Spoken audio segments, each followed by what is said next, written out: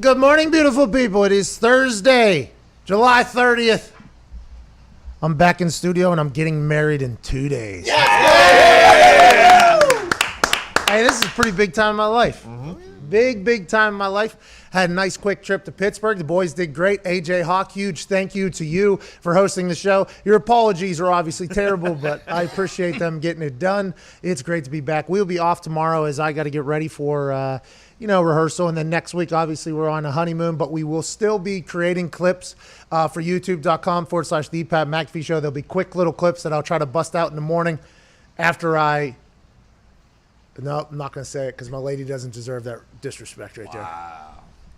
I was going to say bust in my lady because we're married, you know what I mean? Like you probably do that, but I didn't know. I didn't want to go too far with it at this particular time. A lot of sports news to talk about and get caught up on. All the boys are here. At Nick Moraldo's here. At Tone Diggs is here.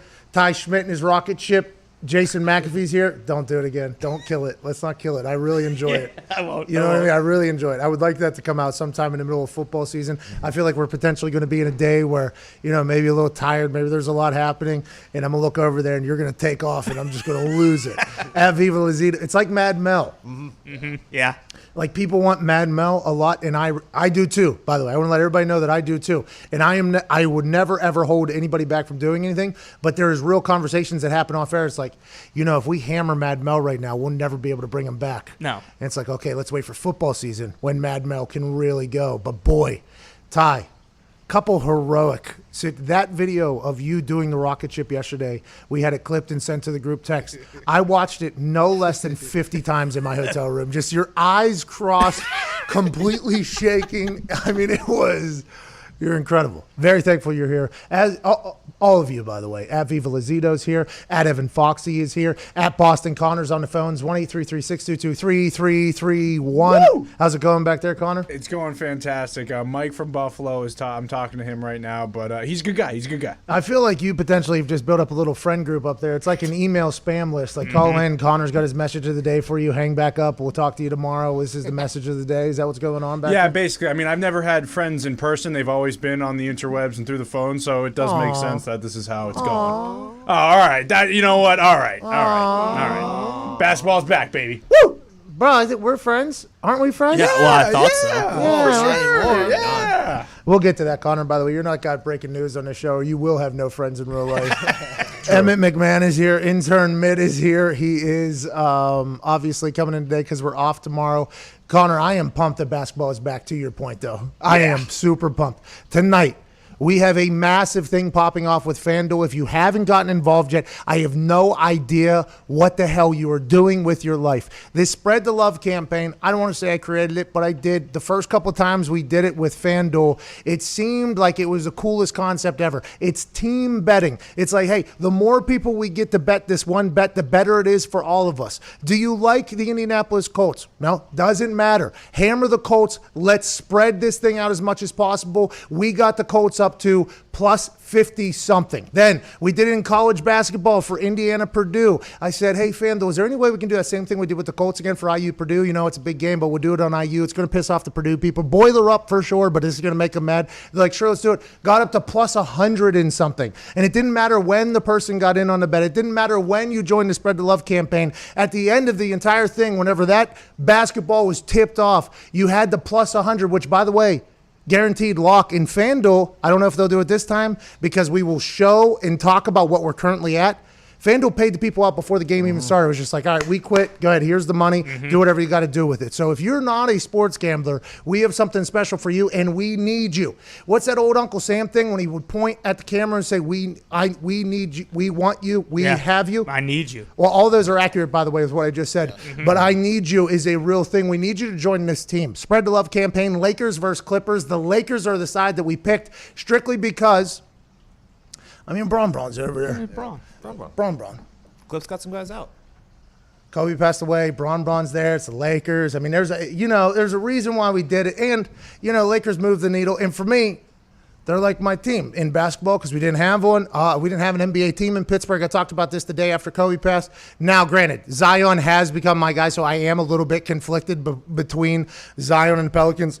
and the Lakers, and also being a LeBron fan, there's a lot of balancing acts there. But the Lakers were on late night, so they were my team. And the school I went to, Plum Borough, where the ballers ball and the players play, they were purple and gold as well. So it just felt like a natural connection. So tonight, opening night of NBA in the bubble, we have the Lakers. And for the Spread the Love campaign, every time somebody bets on the Lakers, that'll go into the tally. 2,500 people have to bet on the Lakers spread, and then it will move 1 point in the Lakers' favor. It started at -4. Now it's at +11. Quick math. That means 37,500 people have already taken the Lakers in the Spread the Love campaign across all states where FanDuel is ready. If everyone bet the max on that, which is $50, that's at least $1.875 million that FanDuel is about to lose, especially if we continue to get more people to get in there. We want to get that thing up to at least +20, +15 at the minimum, because whenever we first did the Spread the Love campaign, it was every 250 people.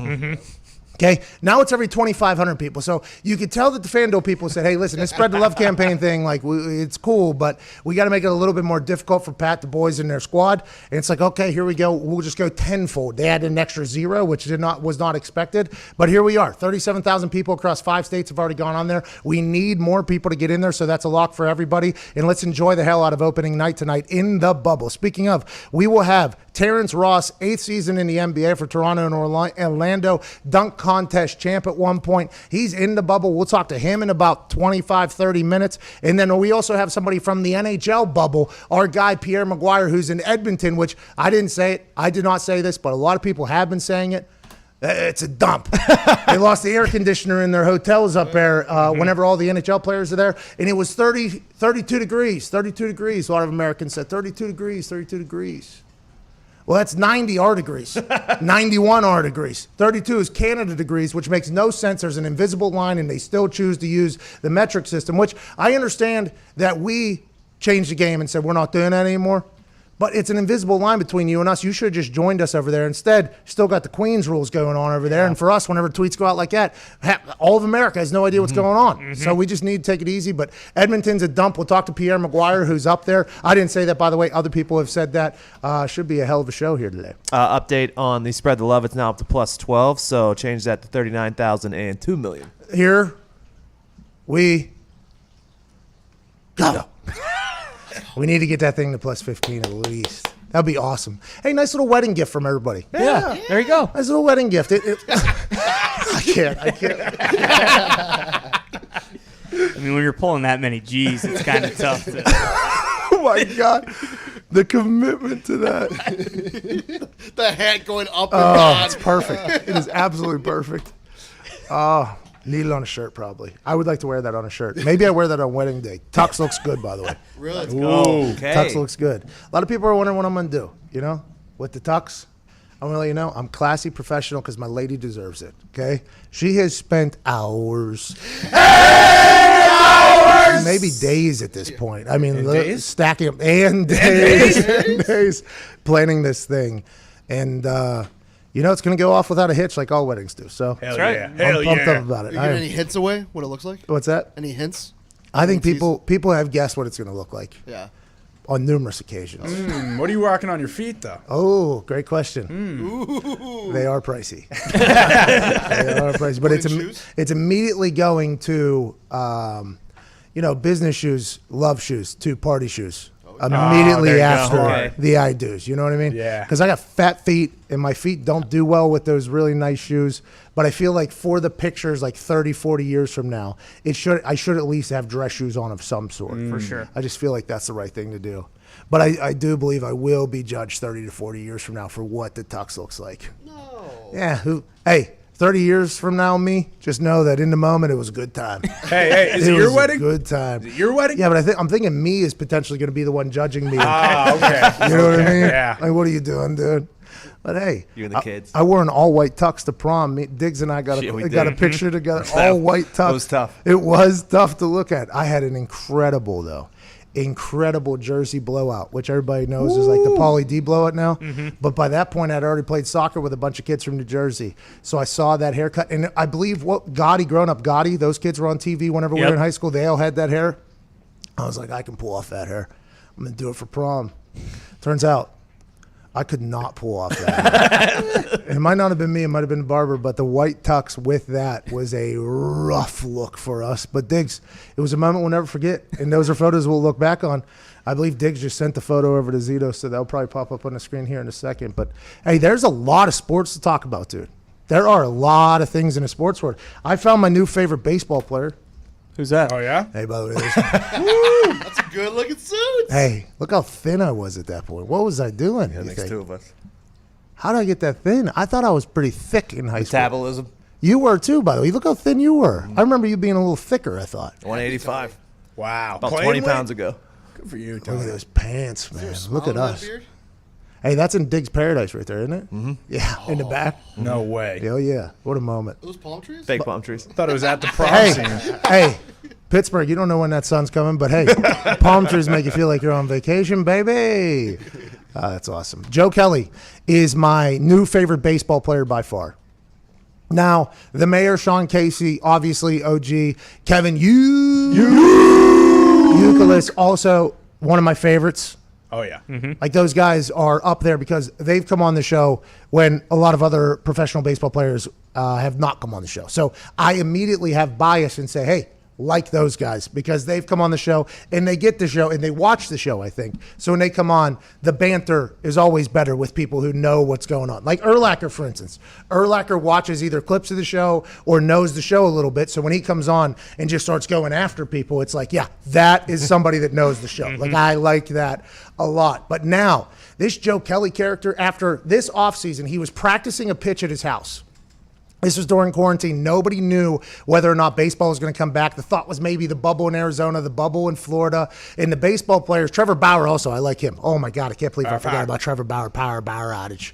Can't believe I forgot about him. I like Trevor and this guy tied for my favorite baseball players. Let me go ahead and reiterate that. Trevor Bauer, Bauer outage is up there as number one as well. Any pitcher that will get upset, turn around, and throw the ball over the center field wall is a guy that I want to be friends with. Speaking of, this Joe Kelly character this offseason was practicing a new pitch, he said, in his house, in his backyard, and he misses this net that might be 30 yards wide at this point, right? And you think professional baseball pitcher, this guy's going to be able to control where the hell that 5-ounce piece of whatever is going, okay? You would always think that. Whenever I got into the batter's box for the Washington Wild Things for the first time in my entire life, facing off against a pitcher who was a professional pitcher at one point, still is a professional pitcher, was a professional pitcher at the same time, drafted to the Brewers. Okay, drafted to the Brewers. I was scared to death. I felt like Henry Rowan Gardner. I was like, you know what I'm going to do? I'm going to stand in the back corner, and I'm going to do that shrink thing where there's no strike zone, okay? And I'm going to try to get on that way or whatever.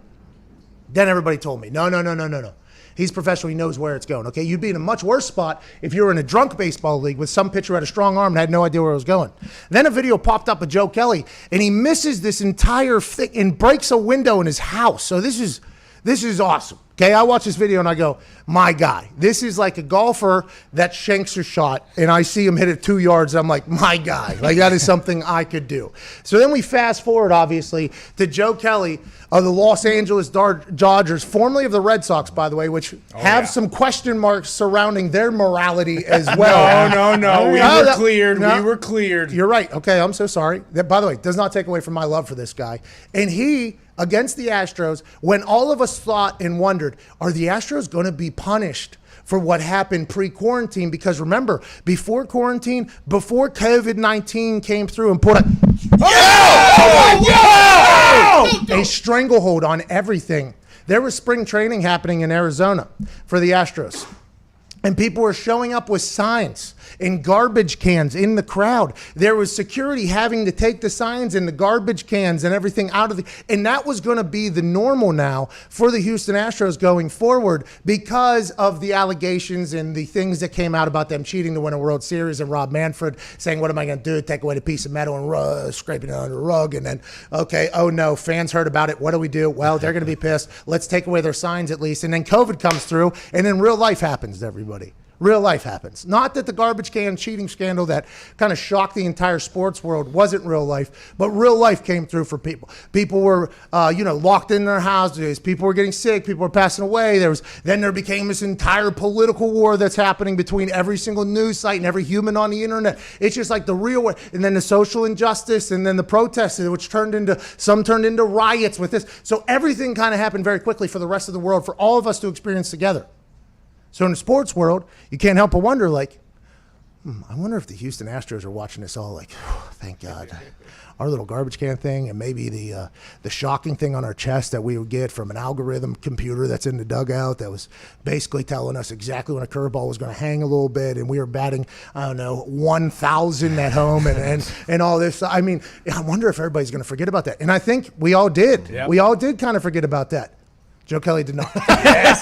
Joe Kelly did not forget about that. Joe Kelly put, I believe it was a splitter or something that got close and hit somebody, and then there was a 96-mile-an-hour fastball at somebody's head, okay? And then there was obviously the interaction going off where Joe Kelly's like, oh, cry about go cry in your World Series ring that you guys cheated to get. That's hey, basically, swing, bitch. yeah, get out of here. And then he even tells him to shut up, I believe, is the mouth, and then he goes off. Then the internet goes upside down. Baseball all of a sudden is interesting. By the way, baseball coming back, Tony Fauci hurting his arm in warm-ups and then tore his arm. 70 years old, guy hasn't played catch in 2 decades or so. He's been, I'm not going to say what he's been up to. Roethlisberger syndrome. Oh, yeah. I heard you felt real good about that line the other day, by the way. I heard you do it. Yeah. I'll refrain from doing Roethlisberger. You love it. But anyways, we watch him just throw it in the dirt down the first baseline. Worst opening pitch of all time. He did say he blew out his arm beforehand, so way to tough it out there, Fauch. But Needs Tommy John's. what if he has to get Tommy John? What if they? You know what might happen is a vaccine for tennis elbow. Yep. Oh, yeah. If that happens, we might get a vaccine for tennis Fauci elbow. which would be very nice. So, yeah, if we can cure Fauci elbow, I think all of the MLB will care. But they get a big bump, right? Giancarlo Cruz, Mikey Stanton hits a ball 500 feet. There was a Garrett Cole was throwing a hundo. Scherzer was throwing nasty. There was 6 innings, so it was a little bit shorter. Their ratings were through the roof. Baseball was good. And then what happened immediately after that game, by the way? Baseball kind of found its level again. Kind of drifted back down into the world of sports. They're talking about other things instead of baseball. They're talking about drama off the field in other sports that may not even happen on most sports shows, not even about the baseball that is happening. And then what happens?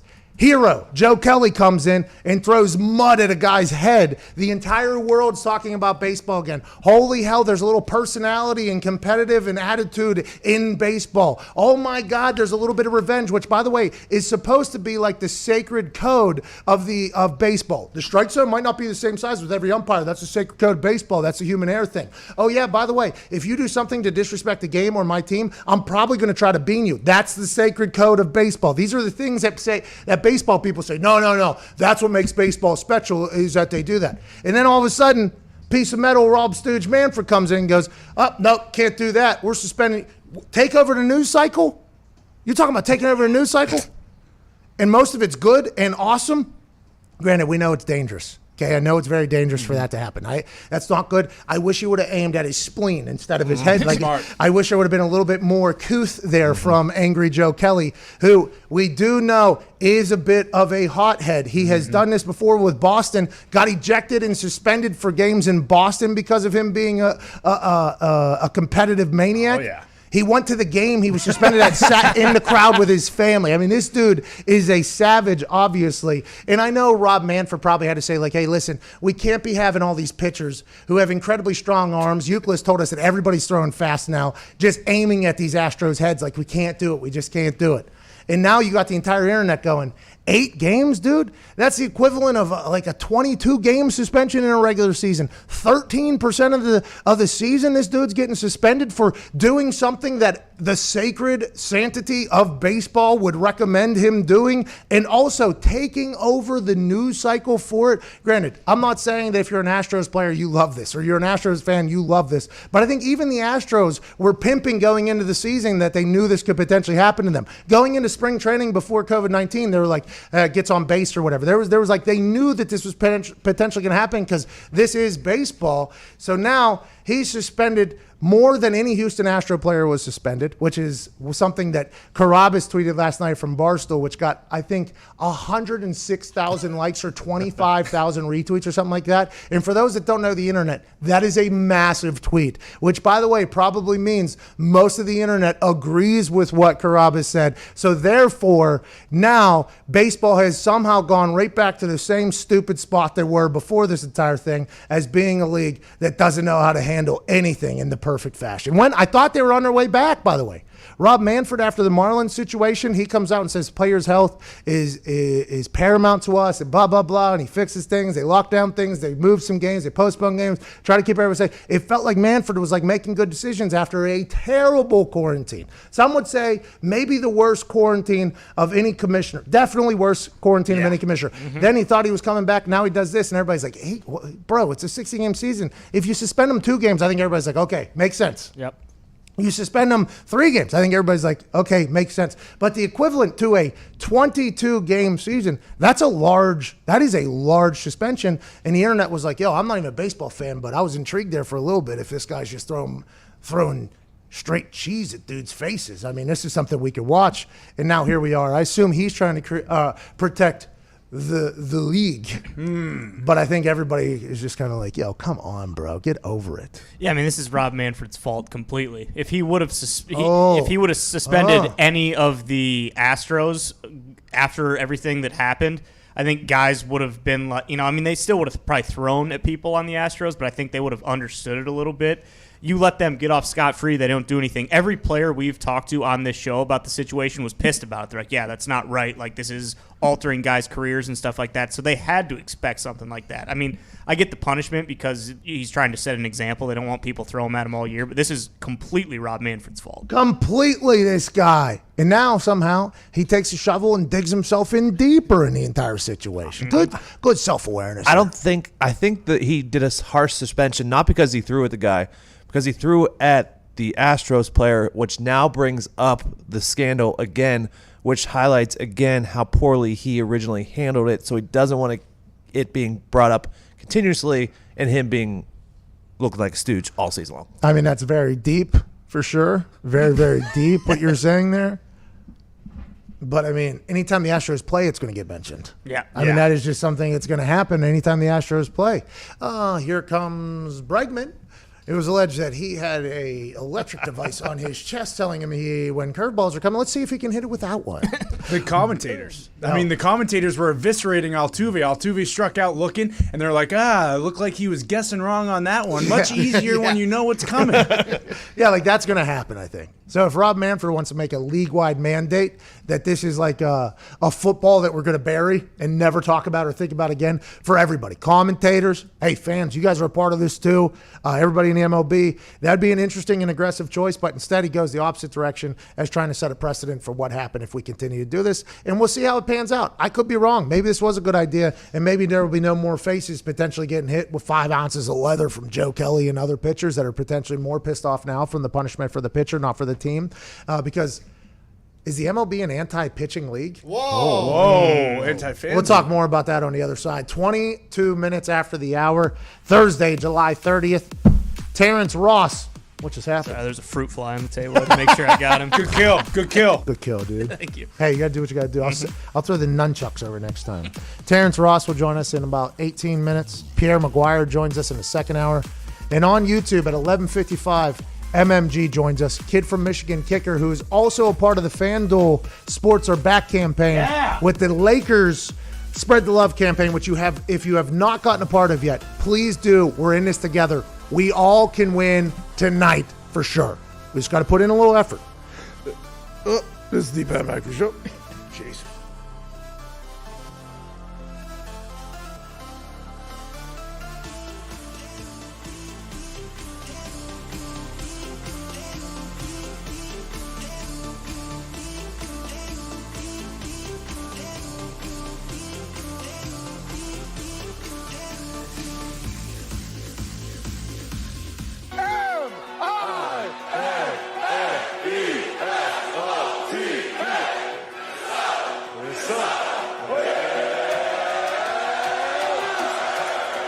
lucky to be here at the Northrop Hall with the incredible closing crowd.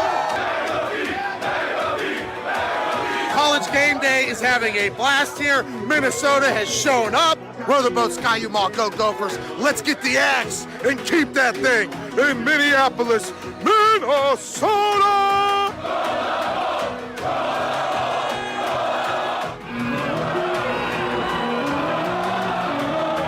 The place is about to lose their minds. Ladies and gentlemen, watch a man maestro a crowd like Coach Lee Corso.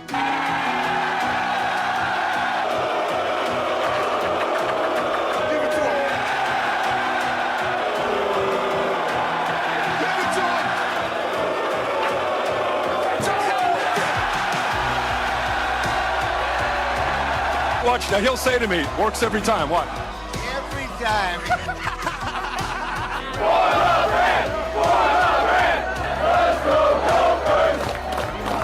You just can't dog pee on a field.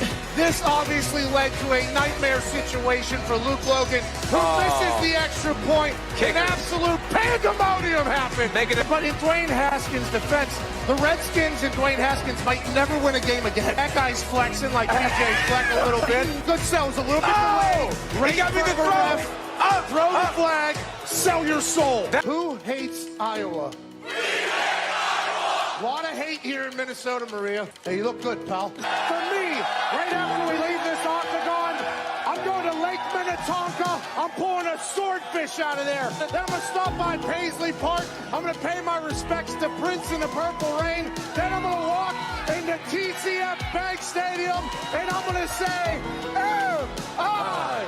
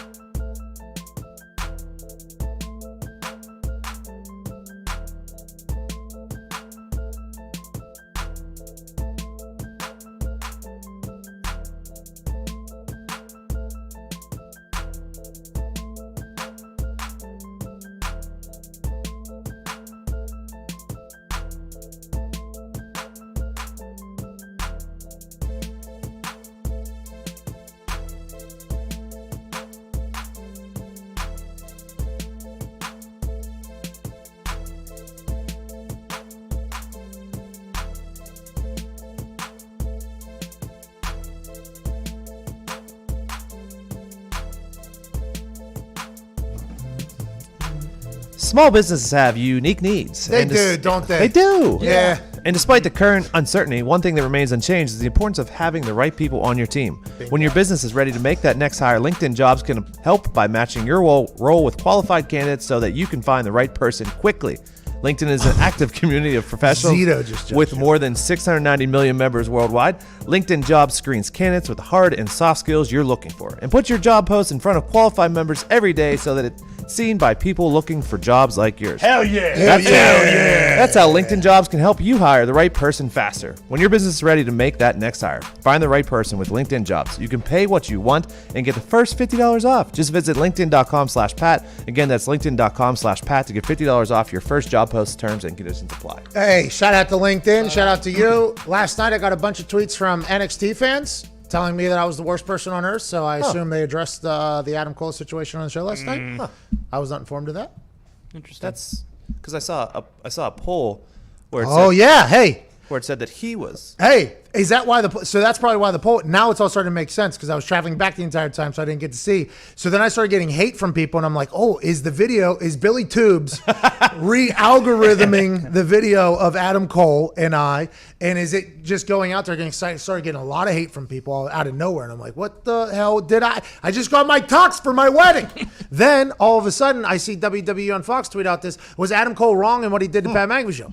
I mean, 23,000 votes, almost 24,000 votes at this point if you round up. 73% yes, 27% no. Do I need to state my case anymore? No. Nope. And by the way, not only did the Pat McAfee show and at Ty Schmidt.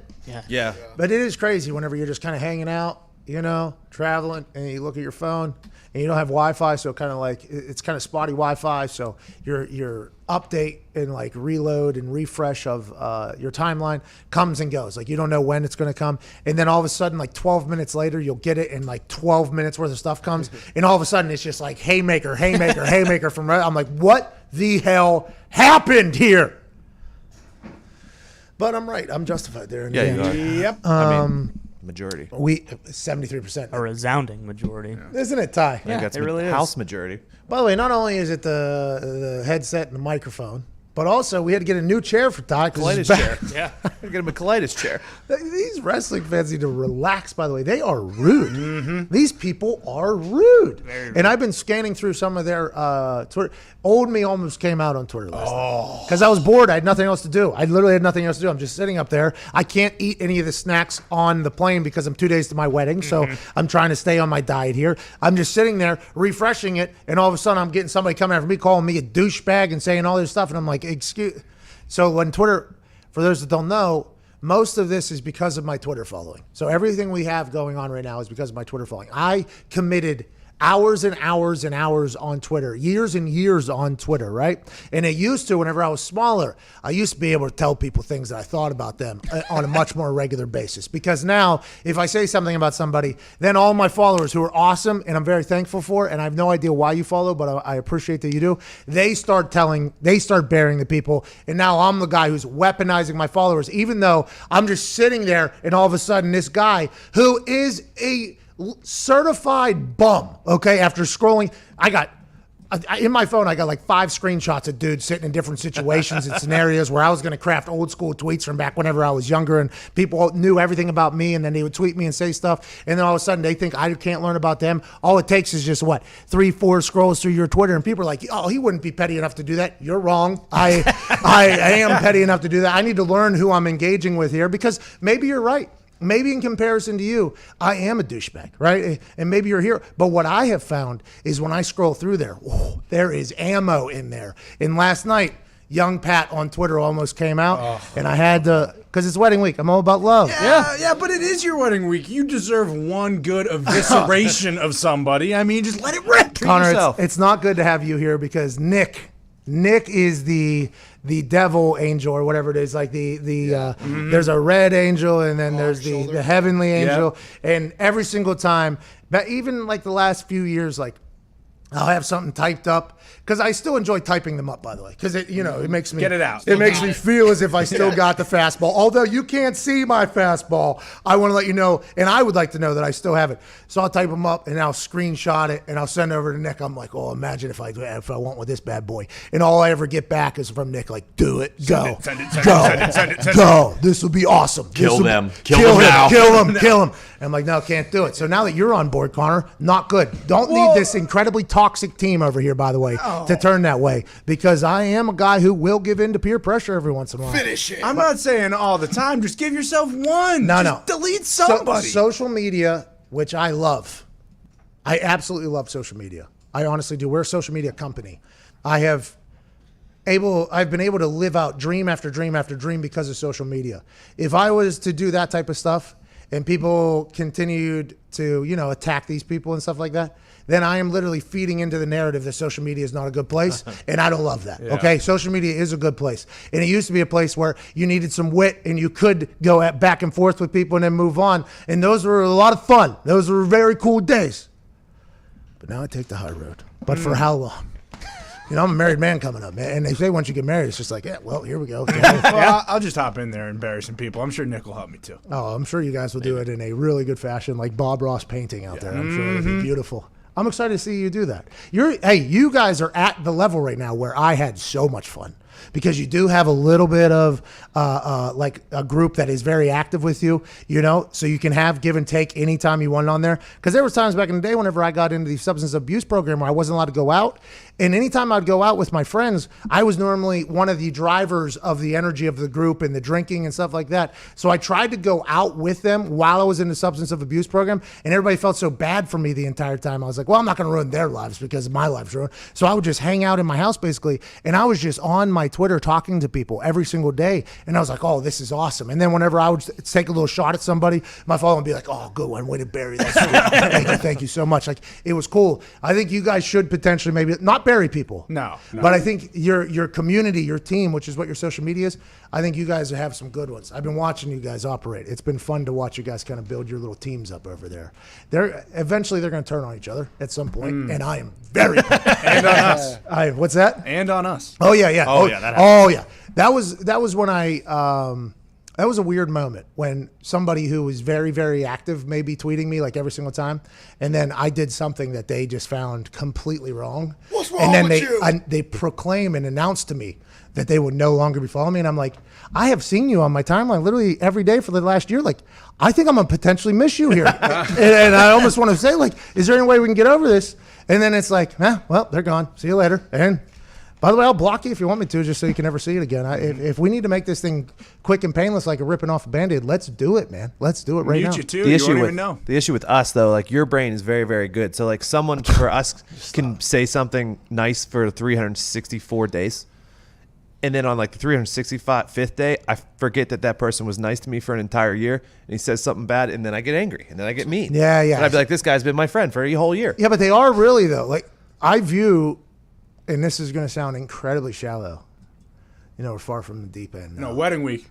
In the shadows. Love. I believe the comment section said I've had a lot of vitamins today. Potentially. Got married in a couple of days, enjoying it. But, yeah, you got to remember that. Yeah. Like, I very much appreciate whenever, and I used to be better at Twitter. Now it's mostly, I don't know if I think Jack's potentially hiding me on there too. I think so. A lot He's of people. afraid. My mom says that my tweets don't even pop up on her timeline anymore. I'm like, what do you? Jack's afraid. I came from that lady. What do you mean she can't even see what I'm tweeting her? I'm the only reason she's on there because back in the day, that's how she kept track of where the hell I was. I'd show up late to something that her and I had, and I'm like, oh, sorry, slept in or whatever. She's like, oh, really? Because I just heard on Twitter you were at the mall, then you were blah, blah, blah. I'm like, Mom, you follow me on Twitter? No, I would never follow you on Twitter, but my friends told me. I'm like, I got it, Mom. Wild world. I hope you guys continue to live it. Just know that I won the poll, so anybody that was calling me a douchebag, I think like 24,000 people just in this particular poll have disagreed with you. And boy, that is a wild time whenever you just show up to your phone all of a sudden and there's just a left hook coming from an entire branch of the internet. It's like, oh my God. Oh my, I haven't had this in a long time. Here we go. Let's get in the trench. No. No. Oh, this guy's doing what on his phone right here? Oh, no, can't do it. Look at this guy zooming in on his face. I mean, there is just so much. So much. Dunk on him. But I'm not going to be that part of social media. Good for you. It's Love Week. It is Love Week. Speaking of love, a lot of people love the NFL Top 100s every year. A lot of people hate the NFL Top 100s every year. I got a chance to be on the NFL Top 100 show a couple times. I think I've talked about this before. The year that I made my debut on the NFL Top 100, which I think, by the way, NFL Films puts together, and anytime NFL Films is a part of something, it's going to be one of the best produced shows ever. They are a production company that should be counted as the 33rd owner in the NFL, and also one of the main drivers why the NFL has even happened and where it's been. Steve Sable, obviously visionary, but the group that they have over there, I believe in New Jersey or Philadelphia, the group that they have over there, incredibly professional and know how to do things. So when I got asked to do the NFL Top 100 show, and I've been a fan since I was a kid, the frozen tundra, like I've been a fan of NFL Films for a long time. Anytime you saw NFL Films on something, it was like, for me, it was something like I would like to watch this. So when I was asked to do the NFL Top 100 show, and like NFL Films is making, I was like, I'm in. Like if they're making it, let's do it. And I didn't even look at the date that it was. And if you haven't heard this story, I think you're going to rewatch the NFL Top 100 and go, oh, that makes a lot of sense. So I was scheduled to do the NFL Top 100 in the offseason. And I forgot that I was scheduled to do said shooting a show. I got a surgery 3 days before that event on my knee, okay? So that day was the first day I was back in the facility because I had to be 48 hours in bed, not even allowed to move, like peeing in a bag on the side, like people were bringing me food. I was in and out of consciousness because they're like, just don't move, don't move. Then I go into the facility for the first time for them to look at it and maybe get my rehab training thing. And our PR guy walks in and goes, hey, you got the NFL Films NFL Top 100 shoot in like 20 minutes or whatever. I was on, I don't know what a normal amount is, but all of the painkillers, all of them at that point. I still had open, basically stitches. My knee was potentially still dripping blood. It was still wrapped. And they're like, oh, you got that in like 20 minutes. I was like, can we push that back like to 30, 45 minutes so I can potentially come down to earth or whatever? And then the athletic trainer is like, oh, that's going to hurt. Like, hey, I'm going to tell you that's going to hurt. We recommend you go home or whatever. Like, we recommend you go home, and they reschedule this. And I was like, it's NFL Films. I'm getting a chance to be on NFL Films. I'm going to go do it. So I sit down, and I have a little curly hair, and I got a black shirt on. And underneath the camera, what you can't see is I literally have my leg propped up on something because it's the swelling. They're trying to get the swelling away. And then I was supposed to go in there for 15 minutes. I was in there for an hour and a half. And they're like, tell us about this guy. And I'm like, whoa, that guy. Whoa. And I just would go into this ridiculous diatribe. And then I completely forgot that it happened. And then the NFL Top 100 show comes out months and months later. And all of a sudden, just like that, I start getting tweets again. And they start sending me clips or whatever. In there somehow, great producing, they ask me who my favorite superhero is. And I go, Hancock, the drunk one. Next question. Somehow that makes its way into the thing. I mean, it was just like an hour and a half, almost 2 hours of me just chit-chatting with this producer. And I enjoyed the hell out of it. But the list itself, people do not love. And in the second hour, I'm going to dive in completely on how the voting process works. I was only asked to vote once. It was at a Pro Bowl. And my number one player that year was Adam Vinatieri. Hell yeah. So he made it in the top 100 as well. Was it because the number one vote that I gave him? Potentially. Is that my fault? No, but here we are. We're going to get to a break on radio, but we will start a conversation with a living legend at youtube.com/The Pat McAfee Show, calling from the Edmonton bubble. Our friend Pierre Mcguire, youtube.com/The Pat McAfee Show in about 20 seconds, and then we'll finish out the hour on radio with him as well. This is The Pat McAfee Show. Oh, no, I'm sorry. Terence Ross. Jeez Louise.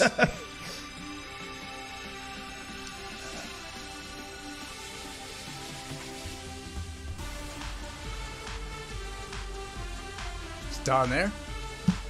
Okay, joining us now is not Pierre Mcguire. That's on me. From another bubble south of Pierre Mcguire. Ladies and gentlemen, 8-year NBA vet for the Orlando Magic. Before the quarantine, he was averaging 15 points per game. We're talking potential 6th man of the year. Woo! From the bubble, the host of the T. Ross podcast. Ladies and gentlemen, Terence Ross. Yeah! What's going on? Hey, you are not Pierre Mcguire. That's 100% on me. Oh, I was like, I might not be going to the show today.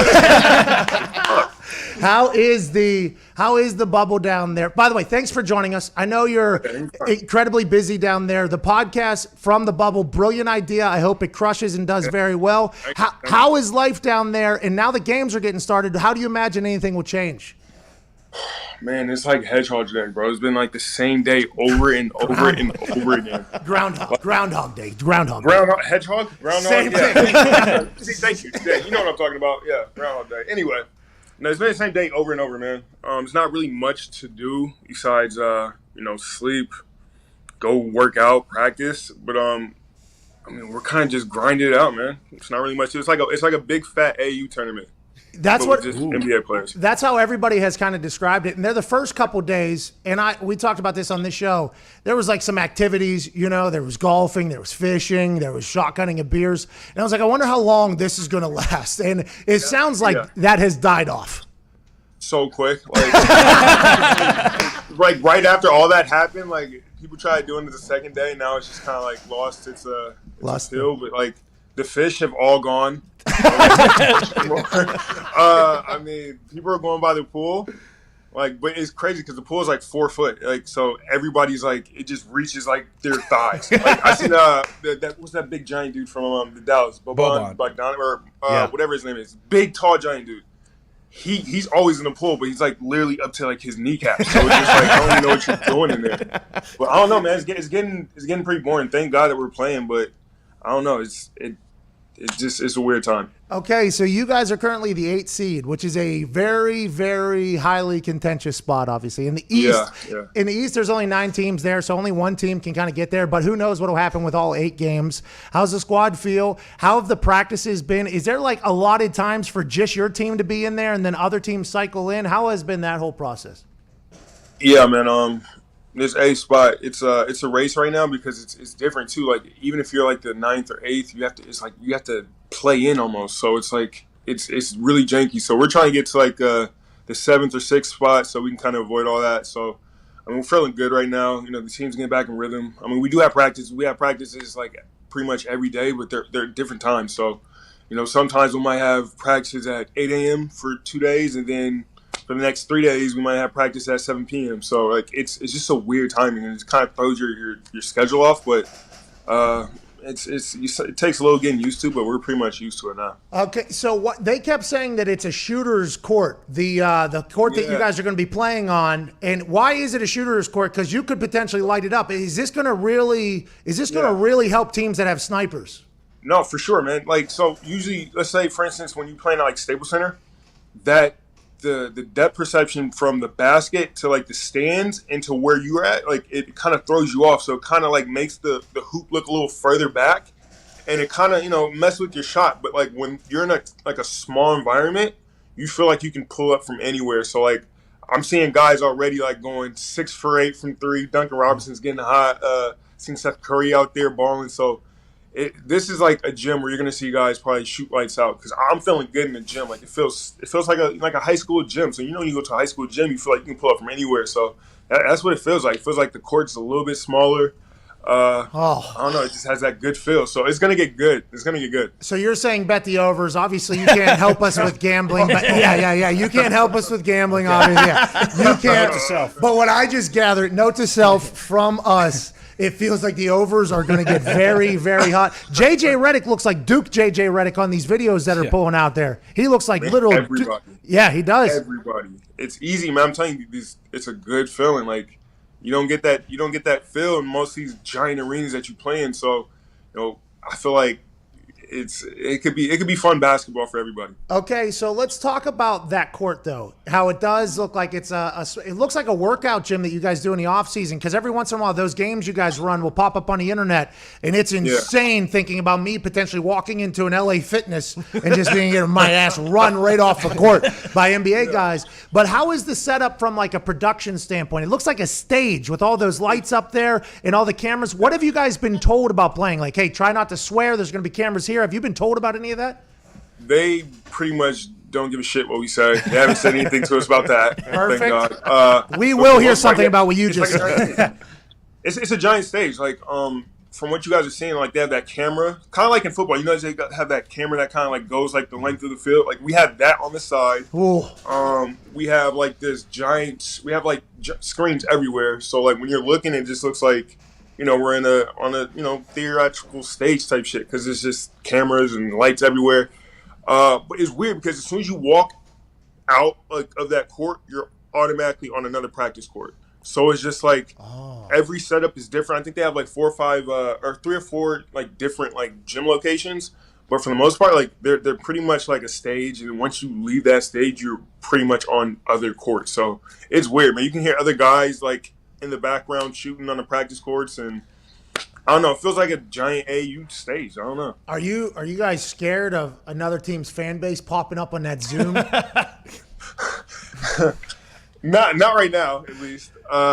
They got to figure that out, T. Ross. They have got to figure that out. It's wild, right? Yes, it is wild. So they're telling us right now that those people are usually going to be like fans, or they're going to usually like be pretty much close friends or family. So each family member is going to have like their own seat. I think they said something about there might be a camera that's like looking at us, so like we might be able to interact with like our family back home. But really, I think it's they're hooking it up, man. Zoom is like really trying to take care of it. So it's a whole bunch of stuff going on. I don't know. I mean, we're gonna see how it goes. The game starts tonight, so we'll see. It'll be glitchy and stuff for your family, but it'll at least get the view. That's what Zoom's known for. No, for sure. How has Adam Silver been through this? Is he down there? Do you guys hear from him daily? Is there like an email that you get? No, okay, good. I haven't fucking seen him. I haven't seen anybody, man. I've seen a few guys, but I don't know, man. I think a few guys might be out of the boat for all I know. Okay, let's talk about that. Because that became big news. Obviously, there was a potential thought chopper that was coming in. There was a chance that guys were trying to go to Postmates or DoorDash. Was after that whole thing came out, right? I don't know who exposed the story or how it came out, but was there a group meeting like, hey, team, listen, although they don't have because Adam Silver said we're not calling it a bubble because it's not a bubble. It's an area that's secluded away, whatever. Is there a conversation that was had like, hey, we can't be doing this because if we want this league to pop off and if we want this tournament to go, which is going to be awesome content for everybody, we have to be able to lock this thing down. Has there been that conversation? Yeah, when you first get to the bubble, they kind of tell you like the guidelines, what you're allowed to do, where you're allowed to go. Just to even like leave our room, we have like these little Bluetooth like thermometers and whatever this is. Take your pulse, whatever, I don't know. But you have to do that every day, and we have like an app that we have to answer this questionnaire. And if you don't, we have these little magic bands that pretty much allow you to go from place to place. You have to scan it. Every single time you go to like a different building, you have to scan it. And if it doesn't pop up green, that means they get flagged down. They take you somewhere else. You gotta like do all this other questions, test whatever. So it's like they're really on high alert about everything we do. So I mean, I feel like we're safe, but it's a lot of work sometimes. Like even later, I have to go get another test. Every day we gotta get a test. So down your nose? Yeah, man, and throat. How is the nose one? I've heard horror stories. It's not bad, man. For us, like we're doing it every day, so like for us now, it's like just like a quick little swab on the inside, so it's not too bad. Like the first couple of days were a little rough, but after that, we're pretty much good. D-Ross, you talked about seeing Boban in the pool every day. How much interaction is there between like teams off of the court? Like, are you guys hanging out together all the time, or is that not allowed? No, so I mean, for the most part, we can kick it with whoever. We are staying in different hotels. Like on this property, we have, I think, maybe 3 or 4 hotels, and there's like the Rockets, there's the Mavs, the Nets, us, and I think like the Sixers and the Pacers. So like you see guys all the time. You see guys walking around, especially like when you're getting ready to go to practice. You guys see, everybody meet up at the buses. We see guys on boats. We're allowed to drive boats, which is cool. But I mean, with the boats, like literally go 3 miles an hour. It's hard to even get a breeze. But you're on a canoe. But you guys we see people doing that, and for the most part, like we all know each other. So that's the other good thing. Like we know everybody for the most part, so it's nothing's awkward. So I don't know. It's been fun, but I mean, man, we've been here for a while, and it's kind of getting played out. Yeah, I could fathom. I could fathom that. Wow. What do you do in your room? You a gamer? Do you play cards, dominoes? What do we got? Big guy. I got my gaming chair right here. I got my whole little setup right here. I got my PlayStation. I got my PC is not set up right now, but I got everything. So I'm in here all the time, gaming, sleeping, hanging out with my teammates. So that's the other good thing. Like we're all in one room, like all in one like section of the hotel. So most of the time we're going through, one to the other room, playing dominoes, playing cards, playing video games, so staying active. T-Ross, how's the food been? Is that getting really old yet, or have they mixed it up enough where like it's actually been decent?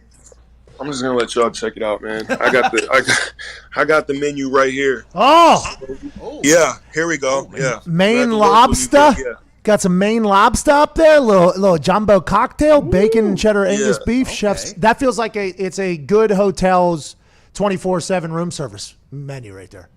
Yeah, if it was 24/7, yeah, we can't order till 5 o'clock. Oh, yeah. You gotta prepare. You gotta prepare.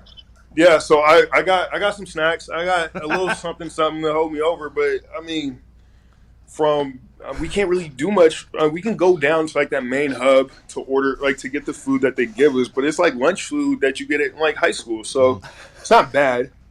But it's just sometimes you just want to eat more, and it's hard to do that sometimes until like 5 o'clock. Hey, listen, everybody says they're getting paid to do this. They're lucky to do this. But when you think about the human side of that, I would be running through a wall in there if I'm like, look, like I'm not ungrateful. Yes, I have food. I'm so happy. It was like, but still, like you can't like, you over here, like, and they're charging us so much for this. Like, I know somebody got charged for a 6-pack of Pepsis.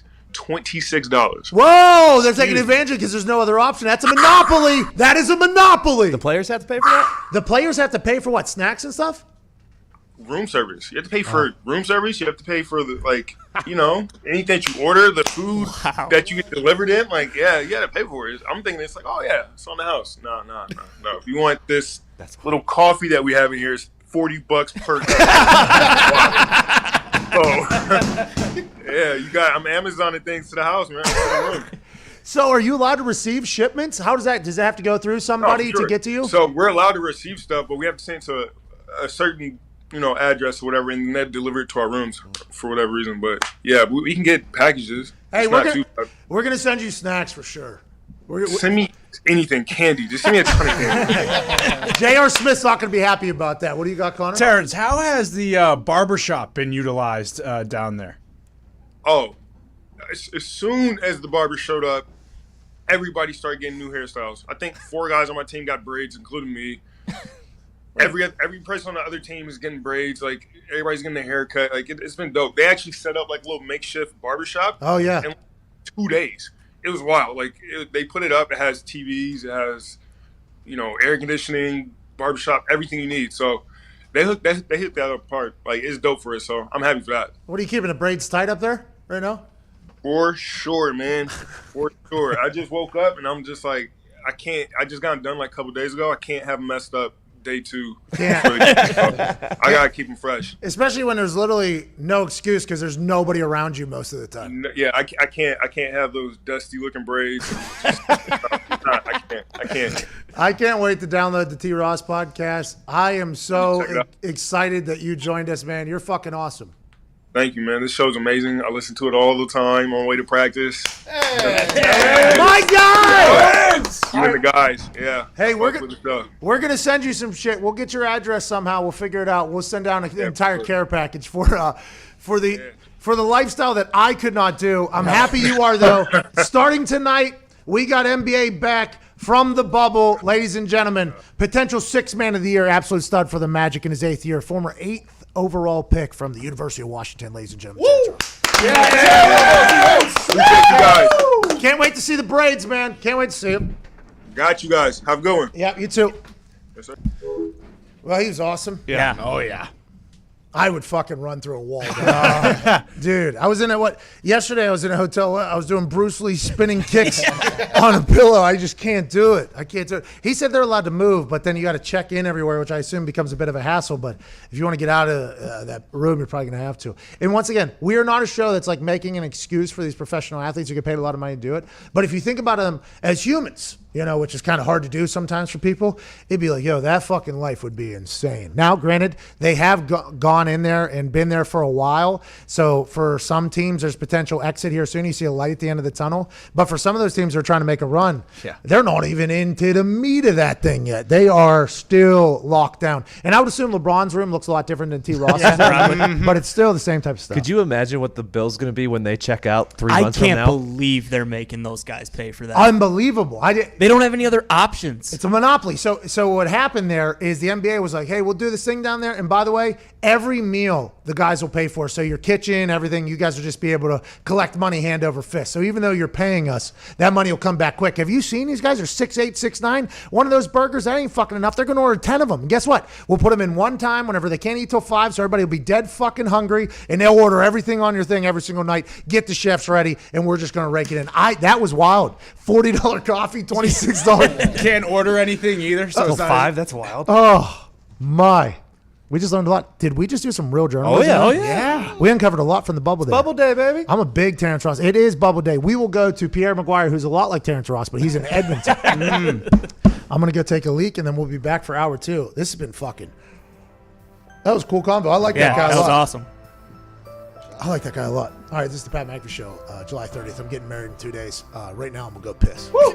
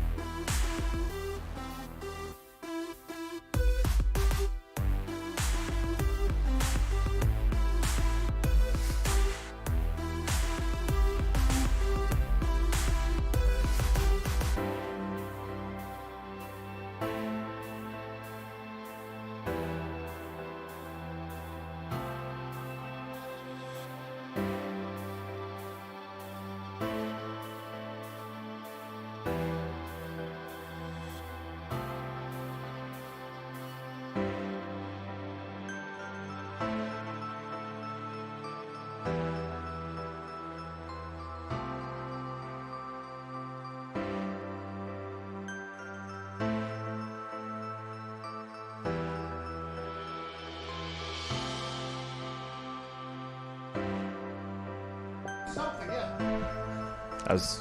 Welcome back to the Pat McAfee Show. I did not give myself enough time. I thought for sure somebody would say something there. While I was trying to. No, you clearly weren't. My mic was off. You're literally right next to the mic mute button. That'd be off mic. I wouldn't be able to talk. Welcome back to the Pat McAfee Show. Thursday, July 30th, hour 2 begins. In obviously super clean, professional radio style. We're late for the break there. That's on us. Great conversation with T. Ross as we ended hour 1. Terence Ross is, maybe. Might be my favorite basketball player. There it is. Favorite guy in the NBA. He was awesome, dude. He won the dunk contest before, but that conversation with him that we just had, I think opened up a lot of eyes to what life is like down there in the bubble for the NBA players. I mean, the fact that they have to pay for their own food, hilarious. Just absolutely hilarious. Stinks for them, obviously. Absolutely sucks for them, but hilarious. The fact that coffee is the most expensive coffee that you've ever seen, hilarious. The fact that they can't order food till 5, hilarious. I mean, there's a lot of things in there. Not for them. This all stinks for them. But I'm talking about as a human, that's my thoughts of what the bubble was for the NBA versus now what I'm learning a little bit. You can see how guys could potentially be down there like, come on, man. We're 22, 28, 26-year-old dudes here who have lived, we've worked our asses off to get here, and we live a life that we have been afforded because we earned it. Now we're locked in these hotels. We gotta Zoom. We gotta hit everything every time we leave the room. We gotta pay for all our food. We gotta do this. We gotta do this. But we can't wait to play ball. That was kind of the narrative I just got from him, and I can respect it because if that was me in there, I'm literally probably running through a wall at some point just because I get so bored and locked down I couldn't be able to do it. But shout out to T. Ross for joining us. A big fan of his. He talked about how it's getting old and they haven't started games yet. Yeah, but I believe the games are supposed to. I believe the games. Like it's gonna start going now. Ramp it up. I think now is gonna become time for guys like kind of pass the time because they're watching film. Who's next? It's like all this time of being patient getting to the games is probably when because the wait is always the hardest part. And in this particular case, I would assume the same because you don't have film, you can't go over things, you can't do that. So I assume it would pick up the energy levels of people there for a bit. But if you're in for another 60 days still, which I think is possible for some people, you got to be staring at that calendar like, I would like the COVID NBA championship, but how many more days of this can I take? I would probably 10 more. So I'm going to have to really mentally tough this thing out. And that's going to be a part of it, by the way. If everybody has the same circumstances, which not the case, he had a double. He had 2 queens in that bedroom there. Mm-hmm. I assume some other teams who might be more veteran-led have a much different setup there. So, but if everybody kind of has the same circumstances, it's who can deal with adversity the best. Those are the teams that are going to win. Who's going to be able to out-mentally tough the other teams? Who's going to be able to finish this off? And I think this is not a regular season. This is not a regular NBA championship. Charles Barkley came out and said they shouldn't even play because he thinks there's going to be an asterisk. There will be an asterisk, but I think the asterisk will say this team was able to handle circumstances that are nowhere near normal, and they beat everybody else. It's going to be a big deal. All the boys are here at Nick Moraldo, at Tone Diggs, Ty Schmidt, Jason McAfee, Viva Lazito, Evan Foxy, and on the phones, 1-833-622-3331 at Boston Connor. Great to see you, pal. And intern Mullet Mitt is here with no longer a mullet. He has great hair. Ty, you were about to say something. Yeah, with the exception of going in early for a shoot around, do you think that this will just be very similar to how these guys prepare for a road game? What was your ritual or pregame routine for either a 4:15 or a night game kickoff? I would just sleep until the bus was either leaving for the stadium or I could get into the stadium early enough to not look weird but not late enough to go with the late group. So I was always I was an Ambien guy. Mm-hmm. Just give me Ambien. Mm-hmm. I am going to sleep, and I just want every day to act as if it's the same time. If we're playing at night, you normally have to wake up. You have to check into breakfast, so I would have to go down there, act like I was eating breakfast. You'd have to check in for lunch. I'd have to act like I was going down there, and then I would Ambien until pregame meal. I would just try to sleep literally all day because I don't play video games. I didn't do a lot of other stuff. I'd watch the games if we had a night Sunday game, but I would be dozing in and out, and then I would just try to wake up at the same time so it was the same exact day. I'm not sure if that's how everybody would be. The fact that they're practicing at 7 a.m. and 8 p.m., that's what he's referring to, I think, for not being able to get into a routine. But football is very much what's next. That is something that football is. I don't know if the NBA is like that. I haven't been in the NBA, but the NFL is just okay, what's next? I'm going to focus on that. A lot of the times, middle of the week, I didn't even know who we were playing. I'd go on Bob and Tom which is a morning show based out of Indianapolis. It's been on the air for like 35 years, syndicated on like 170 stations across America. It is a comedy morning show. I was very lucky to be invited to go on that show and learned a lot from them. Any comedian that you've ever heard of has been on the Bob and Tom show. It's just a staple here in Indianapolis and for morning radio. And I got a chance to go on there. And it was for a local segment from 10 to 10:30 here. And it was called the Colts local segment, basically. And I was the representative of the Colts. And there were some mornings I'd walk in there and I had no idea who we were playing. Didn't even think about Googling it. All I knew is I had a 7:30 special teams meeting on Wednesday that I had to be. I'll deal with that whenever I get there. I'm just going to worry about whatever I'm doing right now. And they'd be like, so what are you thinking this upcoming weekend? And it wouldn't be until that moment, that question, I would be like, I don't even know who we're playing this weekend. Ooh. Is that what Peyton Manning thinks you think? You think Peyton doesn't even know who we're playing right now? No, he's already watched film probably. Am I doing this right? Who cares? It's going to be a tough game. Got to do what you got to do. But that is how I always operated. Whatever's next. And I still operate like that very much. Like right now, anybody that's around me knows that whatever's next is like, okay, that's what I'm focusing on. And then I'll get done with it, which has been a little bit of a problem in some situations where I don't have the forward, long vision thinking that some people have. And I respect those people. But it's very hard for me to even interact with those people because, hey, 4 weeks from now, there could be 7,000 new things in the world. I just don't have that vision to think what is next? Let's go ahead and do it. What is next? Let's go ahead and do it. And I think for me, it works. I'm not sure it works for everybody, but that's why we do so many different things because of that thought. And it also could be because, ADD. pretty heavy. What's up, Connor? It'll get you. How about the family seating for the Zooms and being able to have a camera for them to actually talk to? Hey, pretty dope. Yeah. I think that's a good move because we saw them try out the fan reactions to stuff, and they started a chant, and by the way, didn't finish it. So they left the guy hanging who tried to start the chant. Then there was crowds yelling at wrong parts, and they had videos, and it was zoomed in on these people's faces, so it looked like they were almost like a one of those things you put on the side of a car, like the faces yelling, and you got like the back. So they have to figure out that whole thing. But if they got family seating around there, I think that's a pretty cool concept. Now, will it work tech-wise? Probably not. I mean, that's going to be tough. And Zoom is a very beautiful, novel concept. I love the fact that it brings people together. I got a chance to sit in on some calls with old friends I hadn't seen in forever, and we got to BS as if it was the old days. Zoom was a perfect remedy for this quarantine for staying in touch. But it is terrible quality whenever it comes to like having an actual conversation with somebody. I see a lot of shows are doing Zoom.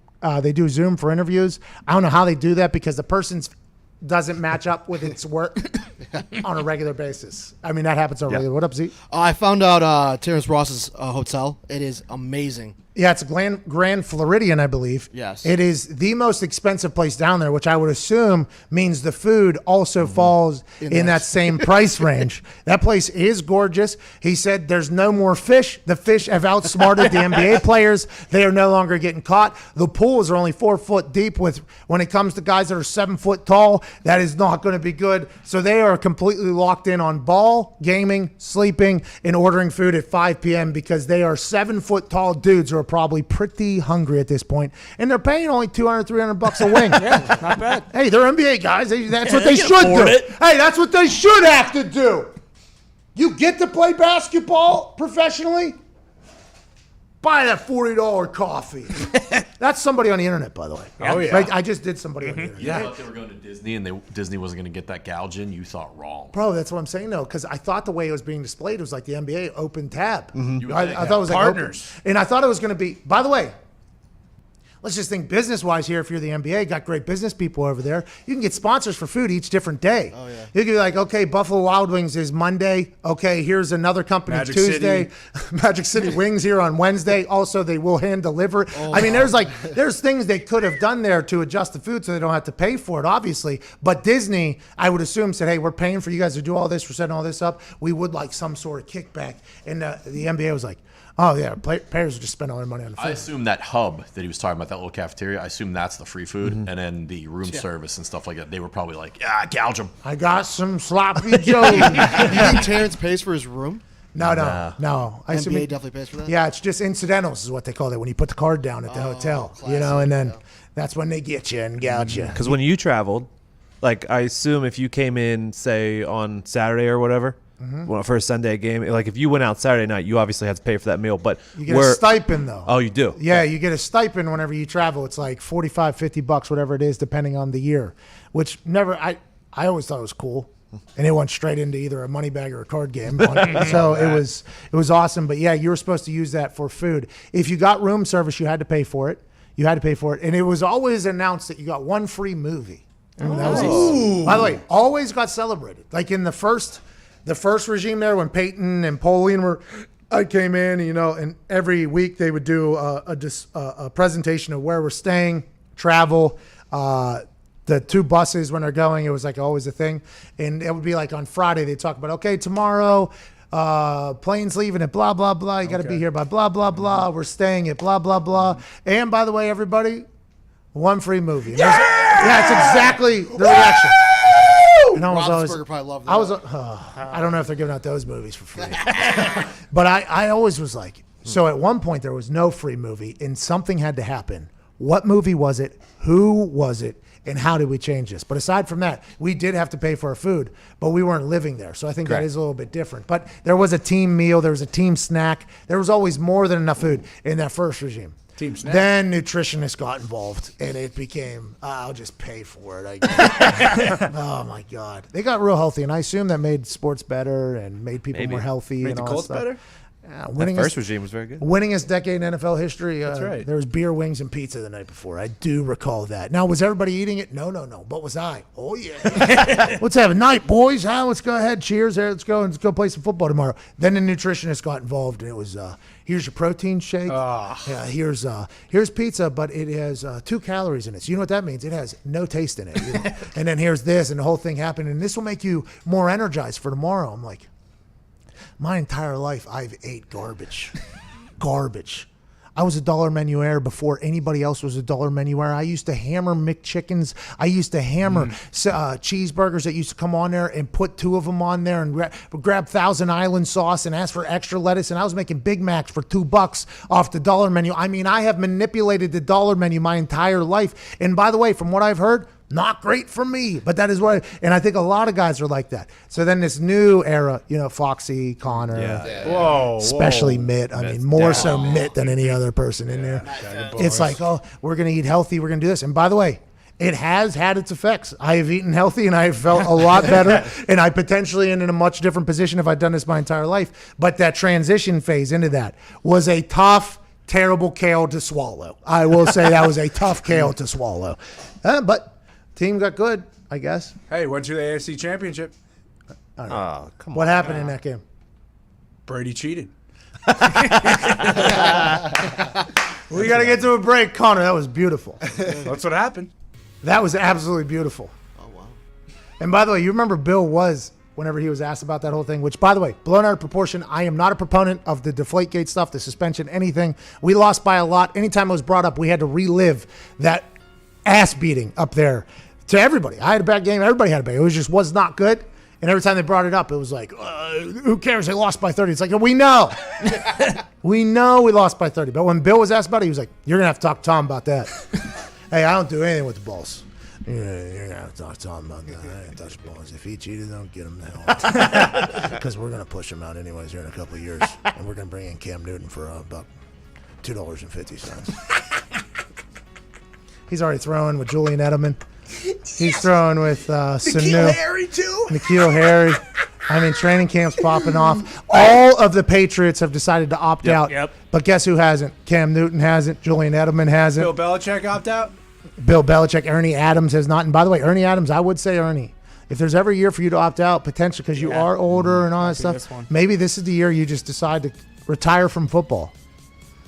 As long as they got Ernie and Bill, by the way, they are going to go. And I listened to Lombardi on with AJ the other day, and he said anybody that thinks that and Darius Butler said this, who was drafted to the Patriots, anybody that thinks Bill Belichick is going to tank football, you think Bill Belichick's going to disrespect football like that? You got to remember, Bill Belichick grew up in the Navy football organization, and then he went into pros, and he's like a steward of the game, this guy. He's like the face of the game. If you were to tank, you'd be peeing all over something that Bill Belichick has tried his entire life to build and be great at. There's no way he's going to do that. And we all are waiting around to see how the hell he has plotted and planned all these players opting out for good. We don't know how.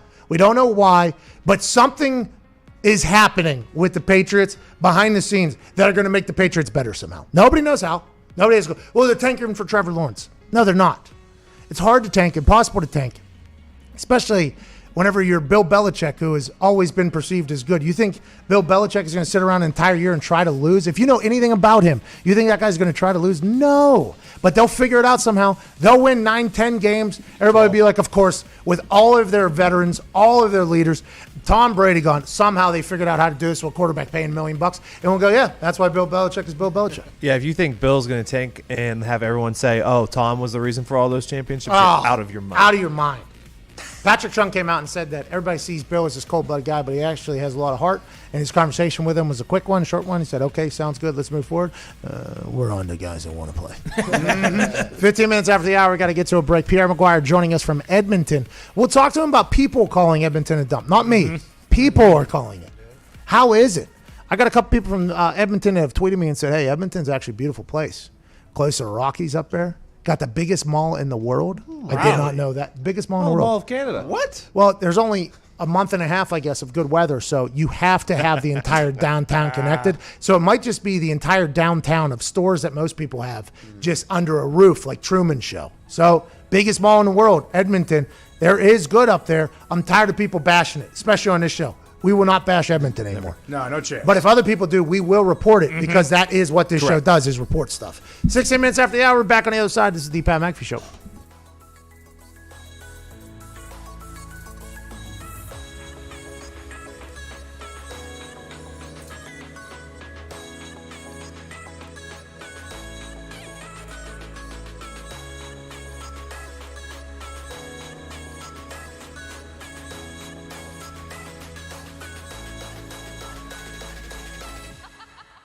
Those plane rides home from an away game, an away victory, are some of the best times I've ever had in my entire life. And it's all just it's dudes at 35,000 feet with a terrible sound system because you have you have somebody's cell phone going into that over the plane. And it was just like a cool, it was like real happiness for a lot of people in that on that team. I don't think they experienced a lot of real happiness because of how focused they were on their jobs. There were a lot of older guys. So, like, their only moments of happiness, I think, were those flights home, like, after a big win. Like, genuine happiness. Their entire life was dedicated to football. So, all week, all they were thinking about was the game. And then that trip home, that, like, 3 hours, 4 hours, whatever it was like a moment for them just to completely, like, relax and not worry about next week or the past week, their family, nothing. We're at 35,000 feet, nobody else around us except for us. That is a real moment that I don't think a lot of people know about or appreciate, is the flights home from away victories are incredible. Absolutely incredible. Those are good times, man. Really good times. You got people singing. My favorite story is of an offensive lineman, and I won't say his name, but he was asked to sing, right? So if a rookie's asked to sing, like, you got to go sing. So he grabbed the microphone, and he didn't know that the owner's daughter just so happened to be on the team's plane, sitting up in the very front or in the very back. So they kind of have it off. So he kind of got comfortable in his current surrounding and didn't know about the entire surroundings. And he grabbed that thing, and he was not expected to sing a song. I fornicated 2 bad ladies at the same damn time. At the same damn time. At the same damn. And then he started feeling it because a lot of people were like, okay, yeah. Big white guy. Massive white guy. Nobody thought he was going to sing this song. So everybody starts, like, gassing him up. You know, he's like, I fornicated 2. He starts yelling into this thing. And then all of a sudden you see a little assistant from the front come waltzing back the aisle and grabbing the phone out of his hand. And he's like, what? Like, yelling at him while the thing's still on. So now the entire plane hears him yelling at this assistant. And he, like, puts the phone down, and we're all like, oh, no, like, no fun, all right. They're like, Carly Ursay's on this plane. We're like, oh. Everybody just puts their headphones on, sits right back down. Just an hour and a half of silence. That kid thought he was getting cut immediately off the plane. And he did. And he did.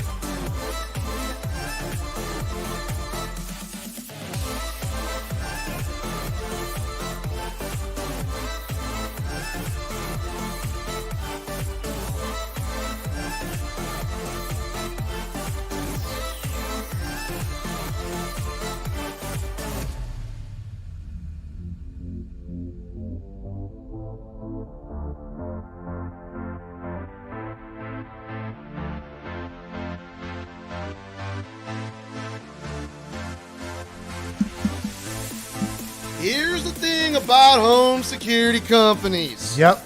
Most trap you with high prices. Damn right. And tricky contracts and lousy customer support. So while there's a lot of options out there, there's only one no-brainer. Simply Safe. Yeah. One damn Simply Safe. No, I couldn't do it. You tried, though. I mean, you gave it your best go there. Yeah. It was good. It was good. I tried, yeah. Not as good as Simply Safe, but it was good. Oh, yeah. Yeah, Simply Safe got everything you need to protect your home with none of the drawbacks or traditional home security. It got an arsenal of sensors and cameras to blanket every room. Oh, that's pretty sweet. Yeah, it is. Windows and doors tailored. Specifically for your home. Professionally monitoring keeps watch day and night, ready to send police, fire, or medical professionals in there in emergency. Day and night. Oh, yeah. And this song they put out, everybody said was a hitter. Yeah. Not so much. Back to you, Z. You got it. I'm going to call the action real quick. I'm a Kid Cudi guy, too. I was bummed. Yeah. Kid Cudi guy. I'm a big Kid Cudi guy. I'm on. But hey, you're going to get got every once in a while. You just got to get yours more than you get got, though. That's right. Amen to that. But try Simply Safe today at simplysafe.com/Pat. You get free shipping and a 60-day risk-free trial. There's nothing to lose. That's simplysafe.com/Pat. Hey, shout out to Simply Safe and to Zito. The NFL Top 100 released its list over the last couple weeks, I believe. And the top 10 was debuted. Now, this is voted on by some players in some situations about other players in the NFL. In the locker rooms, I'm not 100% sure if real positions get to vote on this. I really don't know. All I know is the only time I was asked to vote on this was when I made the first Pro Bowl, which was in Arizona instead of Hawaii. Shout out to both of those places. One's a desert, one's a tropical island resort, dream place. Arizona, good people, loved it. But I grew up with the dream of going to the Pro Bowl and going to Hawaii and sitting by a pool with the lei and the whole thing. Instead, it was in Arizona. Okay, no big deal. And I might have had a couple strawberry margs on the flight out to Arizona. Ooh. Okay, I might have had a little bit. And then as soon as I arrived there, I'm feeling pretty good. We just lost by 70 to the Patriots in the AFC Championship game. So there was a lot of things going on, but it was really my first taste of offseason, my first Pro Bowl. Here we go. This is going to be fun. I've heard stories about how the Pro Bowl goes. This is going to be a blast. I'm part of the crew now. So I show up. I'm buzzing a little bit. I'm not going to lie. I think it's the second day. I missed the first flight that they scheduled for me because I slept through it because we didn't get home from that game until late. And I was like, all right, there's nothing going on today. I'll go later or whatever. And if they kick me out, hopefully they'll still pay me and I'm still a Pro Bowler. Because it got to the point that week where I was like, I do not want to go to the Pro Bowl right now, especially after that game. Like, that game was just terrible. It was miserable. It had been a long season. And I was just like, I don't even want to go anymore. Missed the thing. I'm going to go. So I go. Have a couple margs, strawberry margs. Here we go. I'm feeling pretty good. I walk in and they're like, all right, here's your schedule of what you have. And it was like immediately, okay, go into the Madden room. You get this, and this. Go into the Nike suite, go into the Under Armour suite, go into this helmet thing, go into this. So it's like an entire regiment. And then boom, at the end, you're going to go into NFL Films and you're going to be a part of the NFL Top 100 thing. And I was like, damn, I should not have had those strawberry margaritas at this point. So I walk in there, I'm trying to hold it together or whatever through the whole thing, and they don't really want much of me. And I wasn't a Nike guy or an Under Armour guy, so I actually got packages from both of them, which next level, still use the bags to this day that I got at the Pro Bowl. Very thankful. And shout out to the people that are Nike people and Under Armour people because of their work. I got a lot of swag from it. So I'm very thankful for them. And also, each time I went into the Nike room, and I tried, maybe next year I'll become a Nike athlete. They're like, oh, yeah, let's make it happen. And then I walk out, forget that conversation didn't even happen. And I'm like, well, that guy's never going to talk to me again. Then I go into the Under Armour room. I'm like, hey, maybe I'm an Under Armour guy next year. Your cleats kind of stink, but I'll do it if you guys give me some money and some more swag or whatever. Like, oh, let's talk about it. And I walk out, and they completely forget. And I'm like, okay. So I have 2 bags now at this point. I just got done, and I've had about, 3-4 margs. So I'm just at my first Pro Bowl. I'm seeing players that I had never met personally before, but I'm like, oh, man, it's awesome to meet you. Luke Kuechly, all these guys. Like, hey, it is so cool to meet you. Martellus Bennett, I got a chance to meet him immediately. Kelsey was there. Chris Carter was there. He was our coach, actually. I mean, there was a lot of interaction. What's that? Was Taylor Lewan there as well? Taylor Lewan was not there. I'm a little bit older than Taylor Lewan, so he was not there.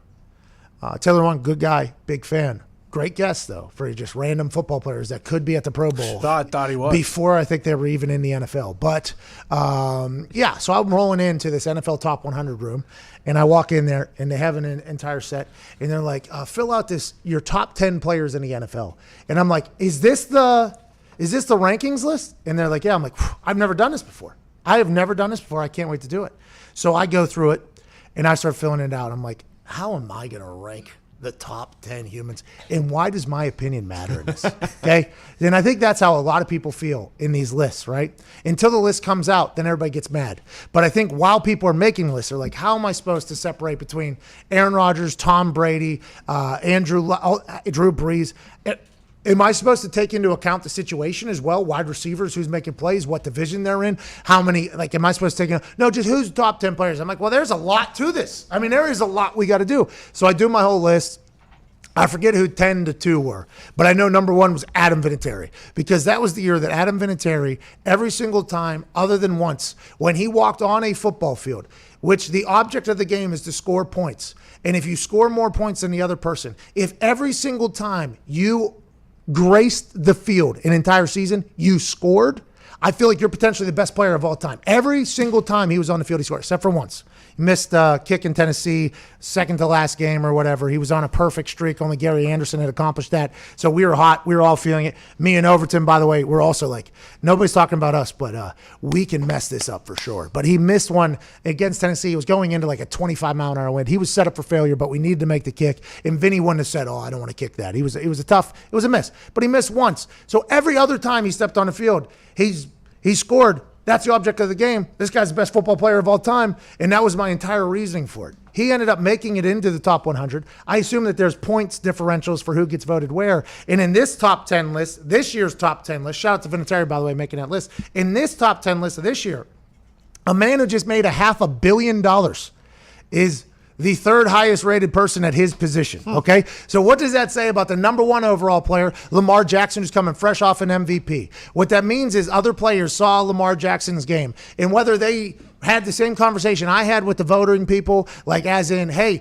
I don't know if this person is better than this person in this situation with this offense. Because you got to remember, the Baltimore Ravens went all in with Lamar Jackson. 3 tight ends. They did this entire thing, and he took advantage of it and dominated until they ran into the Tennessee Titans. He's an MVP. He said just like this last week, I got to get me a Super Bowl. Then he even came out and said, like, hey, Antonio Brown would be perfect for us. This guy's becoming a leader. He's an MVP. He's a stud. And the players voted him at number 1. Russell Wilson at number 2, because they saw exactly what we all saw is he was putting the team on his back dough and winning games out of nowhere. Aaron Donald, the most vicious defensive lineman, a lot of people say, in NFL history, trained with knives that we thought were real for a long time at 3. And then there's the $500 million Super Bowl MVP quarterback, Patrick Mahomes, that every single human says, that's the guy, that's the face probably of the NFL for a long time. But the players are like, let's not forget about this dude up here that is completely changing the game. Patrick Mahomes did a little note writing thing as if,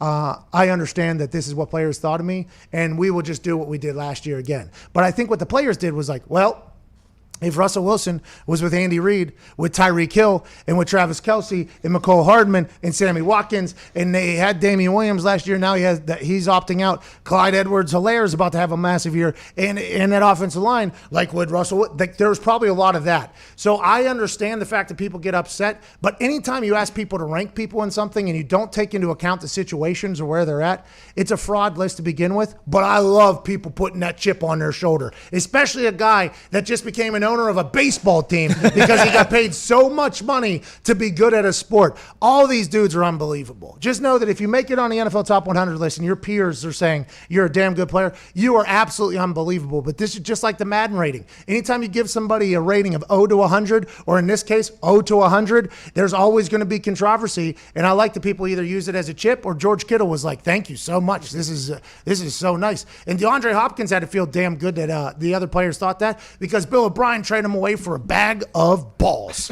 Derrick Henry just got re-upped over there in Tennessee. He had his biggest year last year. He's going to be prone to go, and I think a lot of defensive players probably voted for him. They're probably like, hey, listen, Have you had to tackle this guy? 6'4", 295 pounds, runs a 4.4? No. Yeah, that dude is the best player in game. I assume people were saying that. It all depends on who's voting, who gets chose to make the list, who doesn't get chose to vote. I mean, these things are awesome for conversation, but if you make that list, which I never did, never would, never have, it's got to feel damn good. All right, let's pivot back to bubble world. The NHL has checked into their bubbles in Toronto and Edmonton. Joining us now from the bubble, a man who can be found in between the glass. Ladies and gentlemen, friend of the show, Pierre Mcguire. Yeah! Good beard, Pierre. You already got your playoff beard going, I see. I do, Pat. It's been day 4 of quarantine. One more day to go, and I'm out of quarantine, which is kind of neat. Okay, so you check in there. You got 5 days quarantine no matter who you are? Well, the players only had 4. I had 5 because I didn't get here until after 12 o'clock on Monday afternoon, so I'm in quarantine till tomorrow. Semantics. They had to punish you. They had to tax you a little bit. You get here a little bit earlier. Were you in the hotel that lost its air conditioning yesterday, and how miserable was that? Well, I was not in that hotel, but our hotel did lose some air conditioning for a while, but we had a fire alarm in our hotel, Pat, so this is kind of a funny but interesting story as well. I was told not to leave my room when I checked in by the healthcare professionals. Well, there's a fire alarm in the hotel. What am I supposed to do? Stay in my room? And I didn't have the credential to get back into the hotel, which you have to have. The credential is like your get out of jail free pass. If you don't have it, you can't be in the bubble. Well, you don't get your credential until you get out of quarantine. So here I was outside the hotel proper, inside the fencing though, and they're like, what are you doing? Where are you from? Why aren't you in possession of a credential? So I explained the whole thing, and then the guy recognized me. He says, I didn't recognize you with your beard. I now know who you are. You're welcome to come into the hotel. Oh, nice. What a pickle you were in. What time was that fire alarm? Was it like early morning fire alarm? Was it just basic? No. Okay. It was a 3 o'clock in the afternoon Mountain Time fire alarm. And believe it or not, I have a contracted radio show that I do every day in Montreal for the radio station there. And they were hearing the fire alarm. They go, are you okay? I said, I got to get outside. I'll call you back when I'm done with this fire alarm. Who pulled it? Was it just a malfunction, or is there somebody in there trying to, jostle some Jones or some jaws a little bit? Well, as a professional athlete, so from time to time, that stuff can happen. I'm not sure that's what happened in this case, though. How is it? I guess you don't know because you've literally just been locked up in your room. I assume you've been talking to people, though, both in Toronto and Edmonton. We just got off the phone with Terence Ross, who's a sixth man for the Orlando Magic down in Orlando. And he talked about how, the fishing, the golfing, the pool, that was all very cool for the first couple of days. But obviously, guys got sick of it. But now their season's starting tonight, so it's not really going to matter. Time's going to pass quickly. We've seen a lot of video of NHL players, whether it's playing tennis on the day of the game, if you're the Pittsburgh Penguins. Let's not lose to the Flyers ever, but it was a practice game, whatever you got to do. There's golf simulators. There's some other stuff going on. What have you been hearing about the layout of the NHL and how they've done throughout this entire thing? I think the players and the coaches are blown away by the level of preparation, the attention to detail, and the professionalism of the National Hockey League and the NHLPA, the Players Association. No stone has been left unturned. They're probably in the most secure area they could be in. They've got plenty of things to do. Obviously, it's a pretty strict environment and will remain strict all the way to the end. So you're probably looking, if you're staying playing to the Stanley Cup final, you're probably looking at 2 months of this. But so far, everybody's had no problem with everything that's gone on. And I got to tell you, even though I've been in quarantine for 2 weeks before I got here, I had to get in quarantine in my native province of Quebec in order to fly from a Canadian point city to another Canadian point city. I have no complaints. I've been treated unbelievably well by the hotel management, by the NHL, and by my network at NBC. So no complaints at all. I don't think anybody else has any either, Pat. We appreciate your sacrifice to get these games done. Tell the NHL players that you talk to that Stooges in Indianapolis, Indiana appreciate what they're going through here. We talked. Well, there are a lot of Pittsburgh Penguin players that know about your fandom and your respect for their organization. And I got to tell you this, Pat. There are a lot of hockey fans that contact me that watch your show and can't believe how much attention you're giving to hockey, and they're really grateful for that. So as a hockey person, I'm going to say thank you to you as well. Hey, no problem. Let those hockey people know that I'm from Hockey Town, okay? I am from Hockey Town. I am from All right. the food. We talked to Terence Ross of the NBA, and I didn't know this. We learned this on the conversation. at the Grand Floridian, which I guess is a very, very, very nice hotel down there, the players, when they order food, they're paying for that food. Whenever they get drinks, they're paying for those drinks. For coffee, they're paying for those drinks. For some reason, I don't know why I had this in my head, and now it seems like that price tag would be astronomical. I thought it was like open bar wedding. Are you guys in the same situation where if you get food, you have to pay for it? Or is the NHL and the NBC kind of being like, we'll kind of offset the prices here?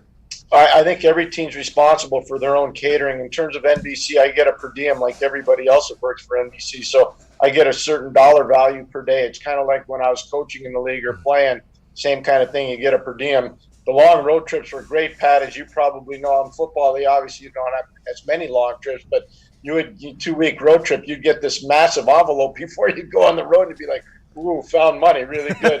But we're getting everybody's getting a per diem that's working on the TV side. I think that each organization is responsible for their own catering, though, on the team side. Should I take anything into account that we lost to the Flyers in that game that didn't matter, or did that game not matter at all?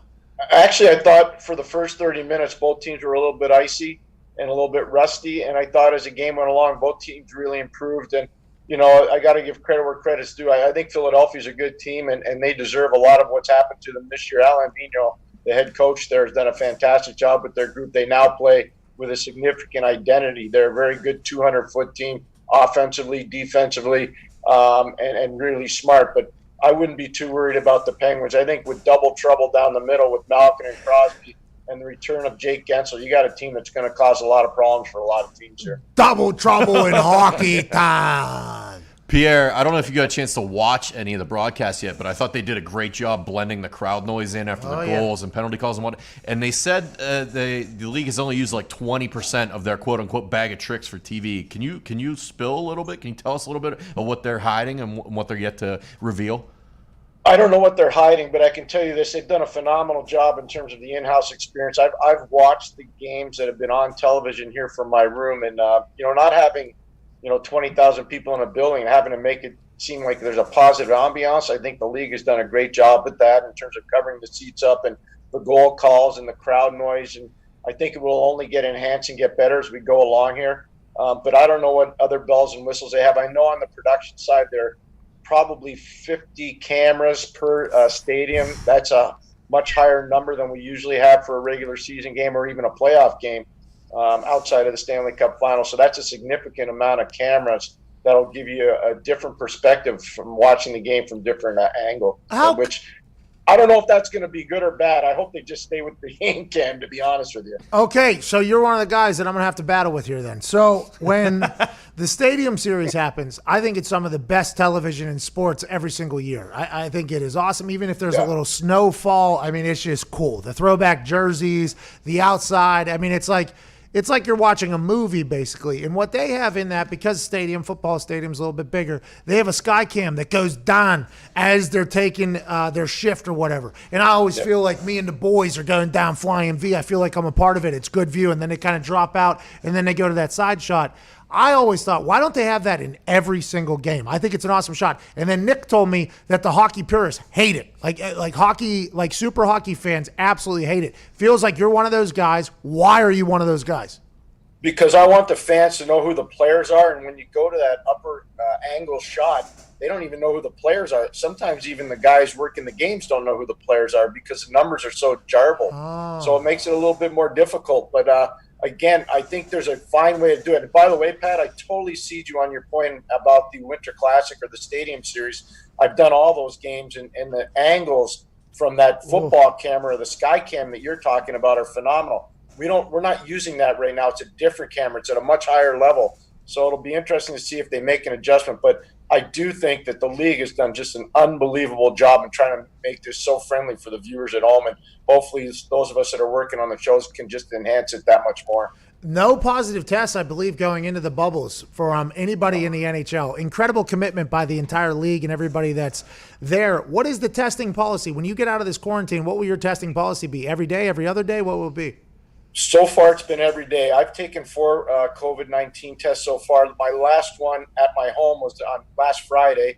I got the results on Saturday so I could get on the plane Monday. As soon as I got here, I was given a COVID test. So Monday, Tuesday, Wednesday, today is Thursday. I'll have another one in about 40 minutes, and then I have one more tomorrow, and then I go 3 every 5 days after that.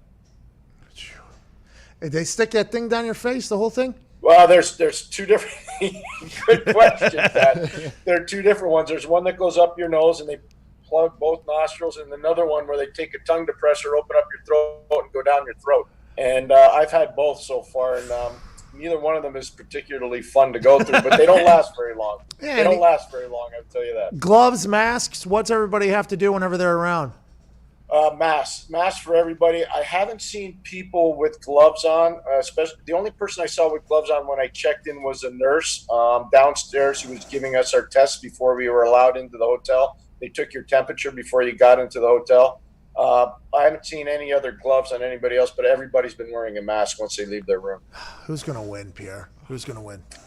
You know, there's so many teams that could possibly win this. And I'm looking at the West, and I'm watching Colorado play, and I'm saying, man, they're really good. I'm watching Edmonton play, and I'm going, man, they're really good. I'm watching Vegas from before they went into the pause. I'm saying they're really good. In the East, look what Tampa did to Florida yesterday. I see Philadelphia and Pittsburgh being legitimate candidates. Washington put on a beatdown yesterday in Carolina.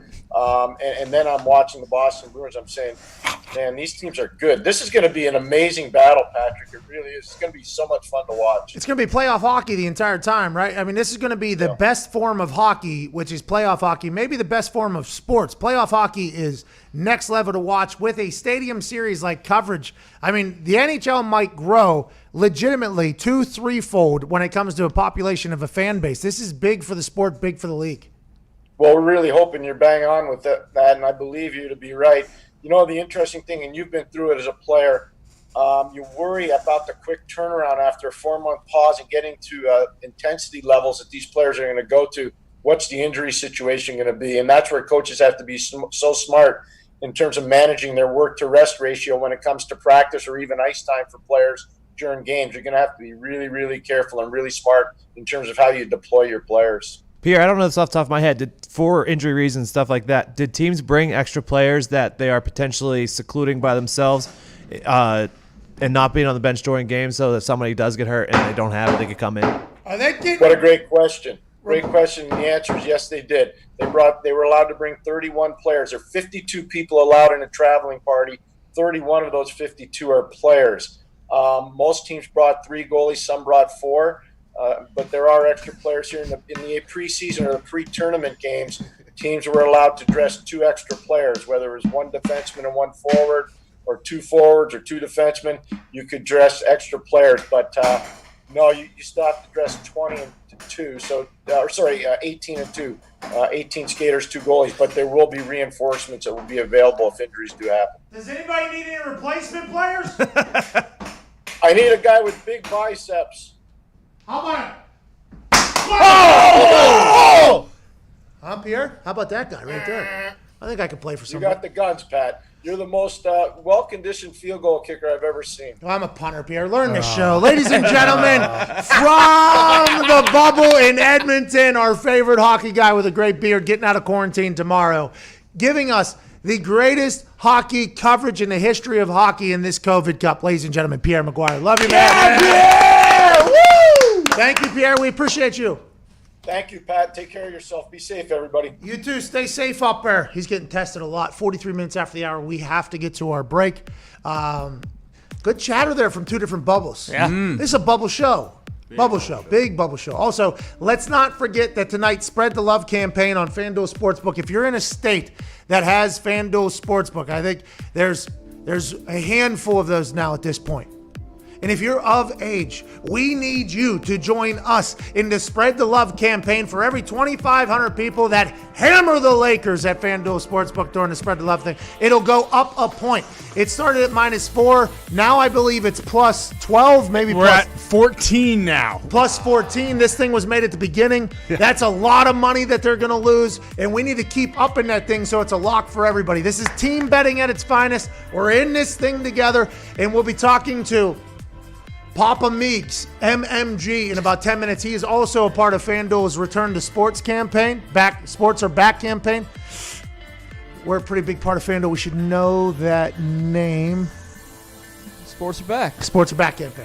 He's pushing the Spread the Love campaign as well. Can't wait to talk to him, learn about him. He was a kicker in high school, went to Michigan State, graduated, from Michigan. Lansing guy. Big YouTube personality. Excited to talk to him, meet him for the first time. This is the Pat McAfee Show, Thursday, July 30th.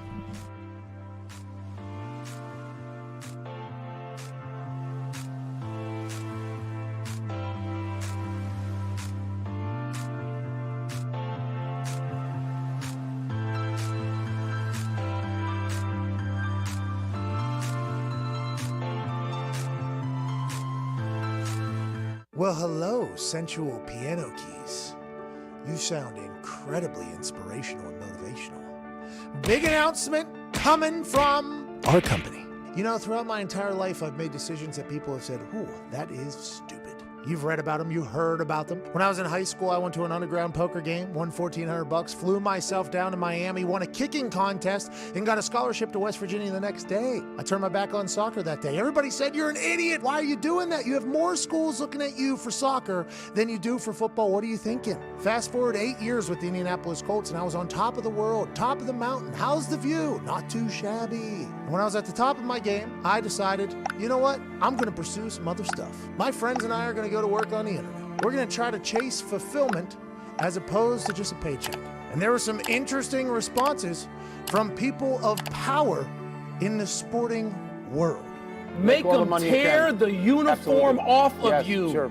Look, somebody needs to stage an intervention. People who know this guy, get to him now. Make him put his helmet back on and get to camp. Oh no, there's no intervention, Wilbon. No. Here we are 3 years after that date, and it's a celebration, bitches! Cut the music! Let's hand out some bags to the boys. For the boys. For the boys.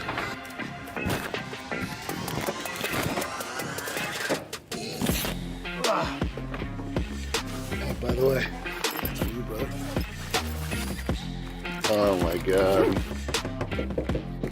Are you home? All right, come out the front door. What's up, dude?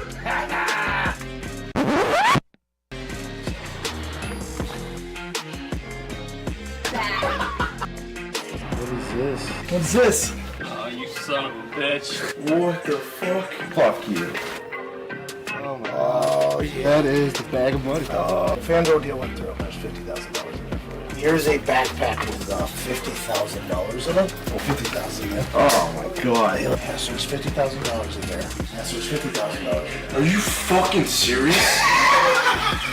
Let's go. You brought it back? Oh, man. Let's go, dude. Let's go. I appreciate you, buddy. Yo, this is... Appreciate you, man. Appreciate you, dude. We did it? Couldn't have done it without you. Oh, thank you. Dude, it's a fuck ton of money. You guys. When I asked Dan Patrick for some advice, he told me always take care of the boys. Well, and you should know those people that are there with you, that their value cannot be overstated and should not be overstated. So, Mike Wilbon, they didn't hold my jersey on me. They didn't hold my helmet on me. We didn't have an intervention. What we have is a celebration. Because when you bet on yourself, sometimes you hit for big. And for us, the only place we'll bet for the next couple years in an exclusive deal, FanDuel backed the Brinks truck up to our office, and we have never been more thankful, more excited, and more together as we promote the greatest sports book on planet Earth.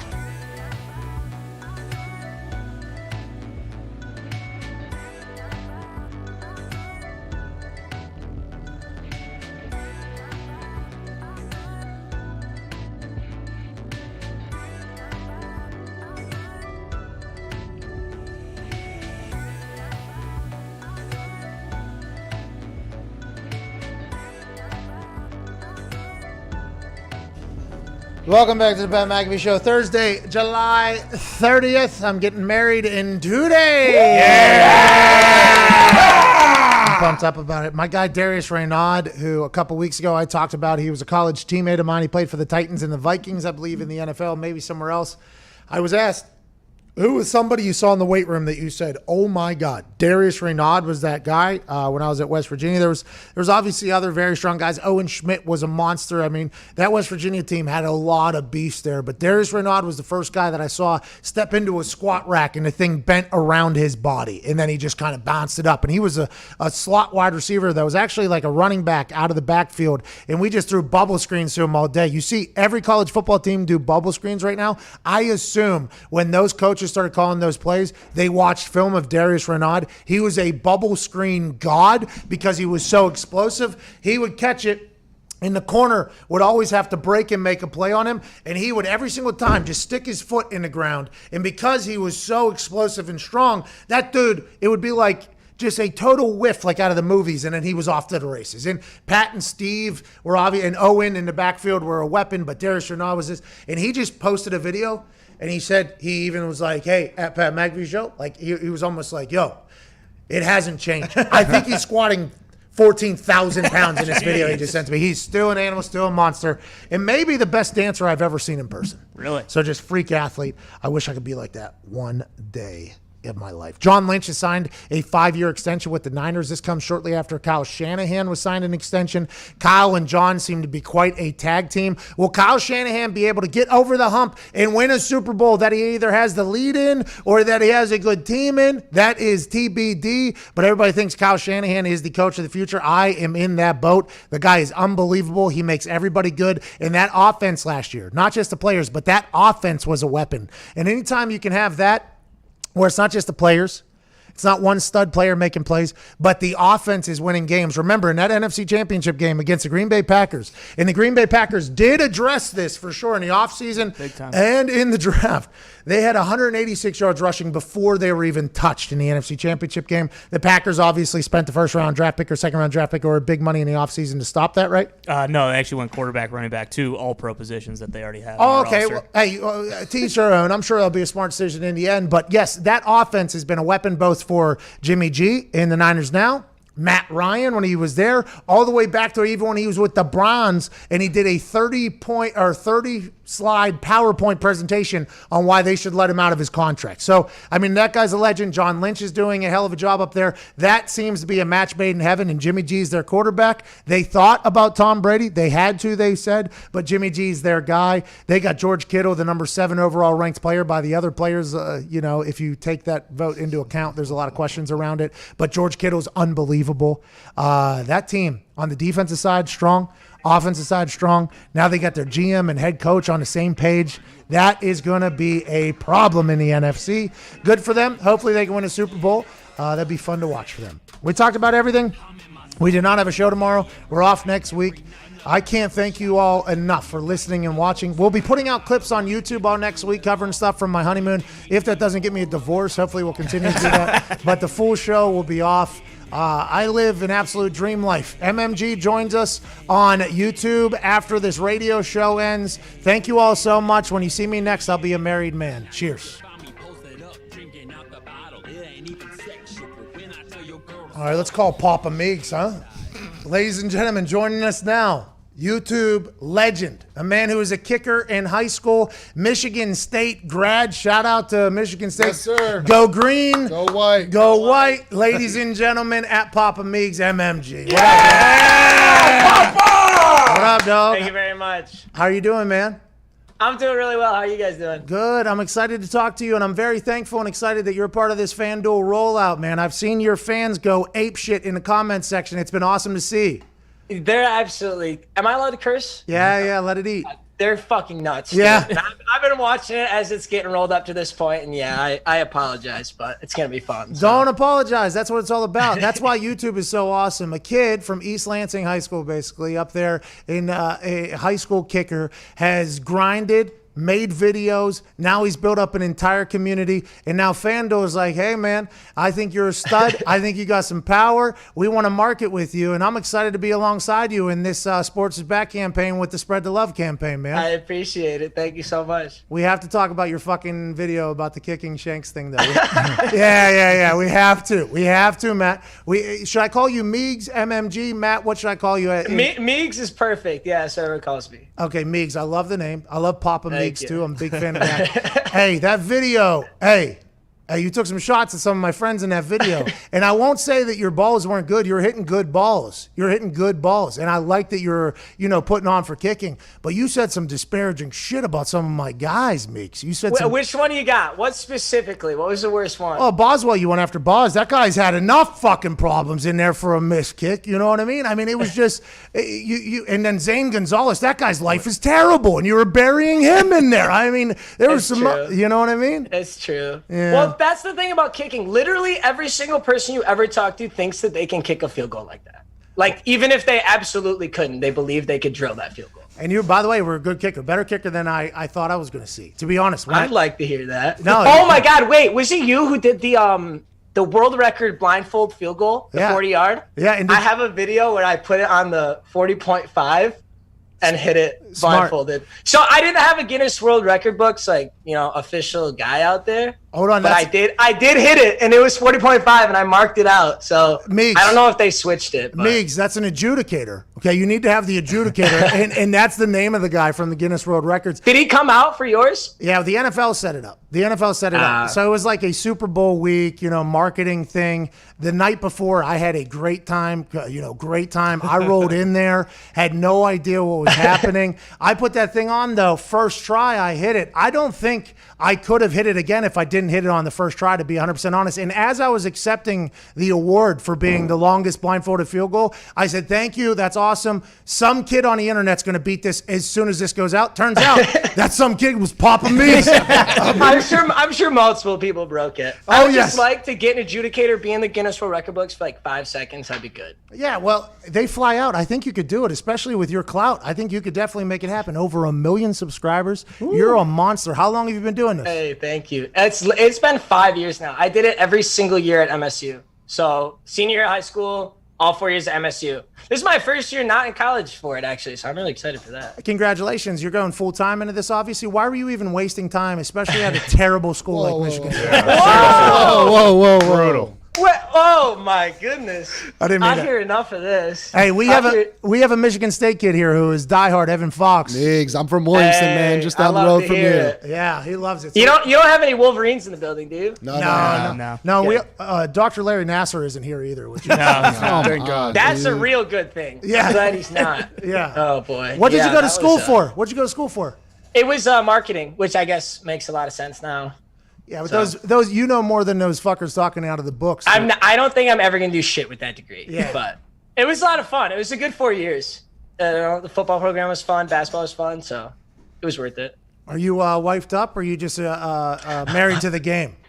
Oh boy, the chat's gonna really fucking love that one. Oh, I shouldn't have asked that. You should not have asked that. Let's move on. No, I don't want to look at this chat. No, I'll move on. I'm not looking at it, dude. I'm not looking at it. Hey, Meigs, I'm not in the YouTube world, right? We do a daily YouTube show, and obviously Ian from SeatGeek is one of our guys. He's been a man who has taught me a lot, not only about the internet, but how to really, if you want to really make money in this digital marketing world, this is what you got to do, this is what you got to do. And for a long time, he's like, hey, man, we got to introduce you to these YouTubers. These kids are grinders. These kids create videos. They edit the videos themselves. They come up with these ideas. They build this community. He was like, we need to introduce you to these guys. So the fact that you've built up your community enough to care that if I ask that question, they are losing their fucking mind in there right now. Yeah, I think that's a sign of accomplishment. You probably should be pretty pumped up about it. Hey, I appreciate that so much. That means a lot coming from you, so I really appreciate to hear that. Do you have any beef? Do you have beef with people too? I bet YouTubers. I concoct the beef. I'm definitely the pot stirrer, but you buried a bunch of NFL kickers in a fucking video that I mean, it seems like you are quite a pot stirrer. But dude, I had beef with. I don't know if you'd really call it beef, but I had beef with Tyreek Hill, as a joke, for a Madden game, right? But what was so fucked up is he beat me, right? So, he's literally prime athletic form. Okay. One of the best wide receivers in the NFL, and he also beat me at Madden, which I've been playing for like 5 years. So yeah, he it would alpha. be the equivalent of him going out there and like punting with more hang time and further than you, and then it's like, shit, what do I have going for me at all? Right Well, I punted longer than 5 years on a fake game. He would probably, by the way. That guy is an absolute freak. But you're a Madden guy. You love the Madden game. You're a big Madden guy, from what I've been told. I am terrible at the game, but the ratings. I used to be rated so goddamn bad. I used to be rated so bad. When I got a good rating, it was a big deal to me. Is that how you know who's good and who isn't good? No, that's trash, dude. They gave I think Michael Thomas is a 99. He has no business being higher than Julio Jones. And I'm starting some shit right now. Yeah, that's what I know for a fact. It's because Michael Thomas is gonna go on Twitter and start like talking shit to somebody at EA if he doesn't get a highest overall. I'm pretty sure he's a 99 and Julio's a 97. It was something like that, and Julio's a freak. He should be the best wide receiver in that game every time. All the players voted Julio as the number one wide receiver because the guy is just an absolute animal. I mean, he's faster, taller, bigger, and has great hands. It can run every single route. But Michael Thomas, also very good. He's just younger and has more to prove. Not more to prove. He's already proved a lot. But Aaron Rodgers was an 89. So you have a little bit of clout with the Madden folks, more so than anybody. Are you going to ever talk to them about how bad their fucking rating system is? Bro, dude, EA, Electronic Arts, hates me so much that I can't get a word through to them. It was 5 years ago. They have like a program where you can be sponsored through Electronic Arts. I was in that program, but I'm kind of so flagrant and aggressive and kind of a huge asshole that they didn't want to work with me anymore. And they have me blocked on everything, bro. Like an ex-girlfriend. I am the biggest Madden creator. I'm blocked on Twitter. I'm blocked on Instagram. I'm blocked on everything. And then Electronic Arts had a Twitch live stream where they were showing off all the new features for Madden 21. And same as the chat like this, everyone's just going absolute ape shit. They're like, unblock MMG, unblock MMG. The moderators in the Twitch chat for Electronic Arts banned the word MMG. They banned the word Papa Meeks. They banned the word me. Everything. They just completely wiped it from existence. So when I asked you earlier if you had a beef, you said with Tyreek Hill. It turns out literally what your business is. You have a beef with the business is what it sounds like.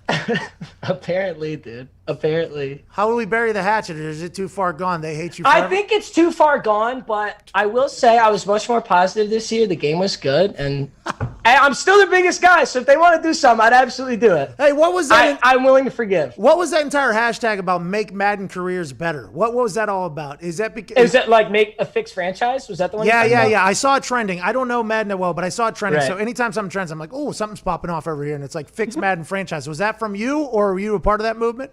I was a part of it, but that totally was not from me. That's from the Madden franchise community. Franchise is like where you take over a team and you like do all the stuff with that. You know, like you could be the owner of the Detroit Lions or something and take them to a Super Bowl. That would never happen. No. Migs, that would never happen. I know. Yeah, tell me about it. I've been a Lions fan for forever. But, this guy. Oh my God, this is Foxy. Literally. Is that him too? Yeah. Migs, I was going to ask you because you're a Lansing guy. You went to Michigan State. If you were not a Lions fan, it was going to tell me a lot about you. So I'm very happy that you are. Absolutely. Die hard. I've been a Lions fan forever. It's not fun. Do you play with them in the game? No, they stink. Dog shit. I'll admit it. I love them, but no, I can't do that. See, I think that's why you are the way you are, by the way. You've lived this miserable existence. You know what I mean? Like, being a Lions fan, you don't deserve it. Diehard loyal fan base. True. Diehard loyal fan base. Heart gets broken all the time. What was it? You guys were in the lead, I think, 8 of your 10 losses last year. You guys had the lead at some point. So it's just heartbreak city after heartbreak city. But you know what? This year's your year. Bingo. This year's your year. I don't know about that. I don't want an audio clip of me saying this year's our year just so it get thrown back in my face for like 3 straight months every time we lose. So. Oh, see, that's like veteran internet of you because I will ride that wave. I will ride that. You're going to have some clips. 9 months from now, 10 months now, you'll have some clips thrown at you. It happens on a very regular basis. I mean, I said Jacoby Brissett was going to win the MVP. You did not. You were joking, though, right? Thanks. Migs, I was Do you guys drink on the show? I smoke. Were you a couple beers deep? No, I smoke a lot of vitamins, though. And to be honest, when I get deeper in there, I had even more confidence he was going to win the fucking MVP. I mean, it was a whole different world. But I ride the wave. I'm happy to hear you don't. Let's talk about your relationship with FanDuel. We have a big night tonight with the Spread the Love campaign, Meeks. We need to get this thing up there. Now, if you don't, I don't know if you know the history of Spread the Love. So whenever I signed with FanDuel, last year, we did a Spread the Love campaign, and I pitched this to them in it was like a boardroom. Okay, there was like a motherfucker sitting at a desk and stuff like that. And there's a thing, and they're like, all right, let's hear some ideas and see if we can do them or whatever. I'm like, can we do team betting? And they're like, how? I'm like, we get a lot of people to bet. Maybe the spread will get bigger, and then we're off and running. They're like, not sure we can do that, but we'll get back to you. So then they get back to me like 2 months later. They're like, hey, you know that thing? We're going to do it. Every 250 people that bet, we'll move the spread up a point or whatever. It got to plus 59 for the Colts, and then we did it for the IU-Purdue game, got to plus 100 and something, okay? So this time, for the NBA coming back, they're like, listen, we're going to do it again, but now it's plus 2,500 people as opposed to plus 250. It started at -4. It's already at plus 14. This is a big night. We can lock this shit up if we want to, Meeks. It's at plus 14 for the Lakers right now? Yeah, start at -4. We need to keep getting people to bet That's so electric. So every 2,500 people who bet on the Lakers, it moves the spread in the favor 1 point for the Lakers. Bingo. So as of right now, the Lakers could literally lose by 14 and you would still win the bet. Well, it'd be a push. Correct? They can lose by 13, though, and we'd win. 13, They would win because it is at plus 15 now. Migs, you know something that I don't. They would know that. Migs, so this... Vegas knows. Migs knows. Papa Migs knows. We need we need that thing to keep going, though. We get that to plus 20. We get 5 more points on there. That is a lock. Everybody wins. That's team gambling. That's Papa Migs making magic happen.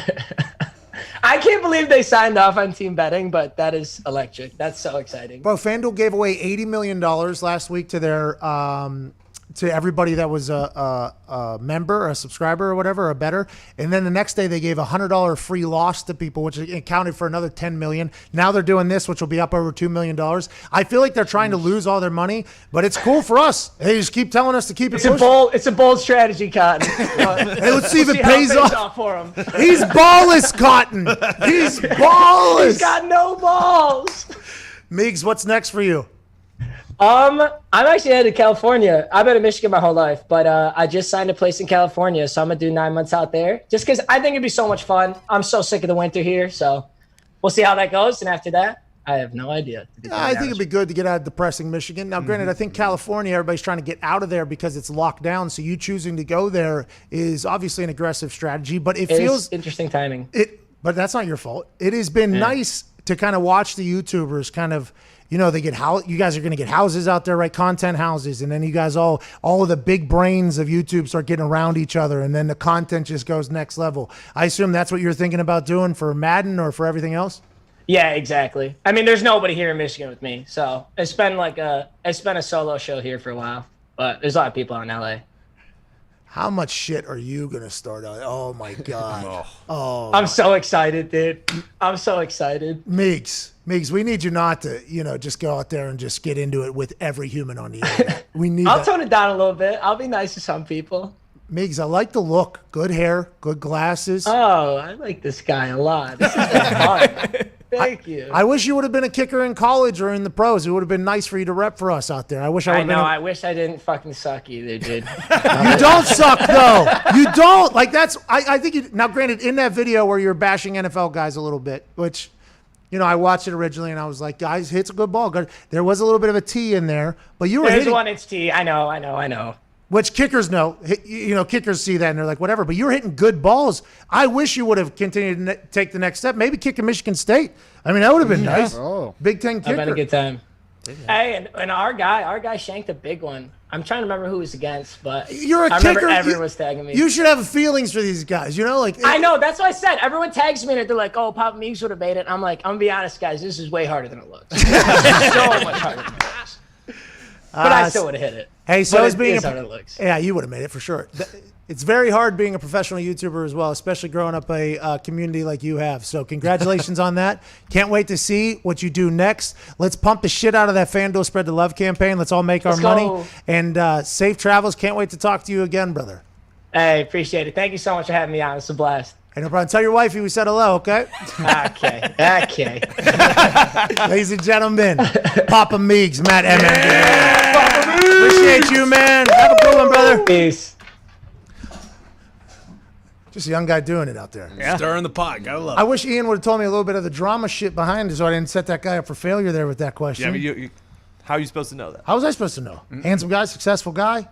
Would assume something would happen, but it did pop off with Bella. I don't know who Bella is. But I hope if they're together, if they're not together, I hope they work it out. If they're meant to be, they're meant to be. If not, hey, I'm just gonna stay out of it. I'm getting married in 2 days, so that's what I'm gonna worry about. We got McAfee and Hawk in 50 minutes. Me and AJ Hawk and the boys will talk about everything. And it'll probably be a shit show if I had to guess because we got no show tomorrow and going into a week off. Should be a good time. We can't thank you enough for watching, wherever the hell you may be. From all of us to all of you, I hope you have the greatest Thursday in your life. Cheers. This has been the Pat McAfee Show, Thursday, July 30th.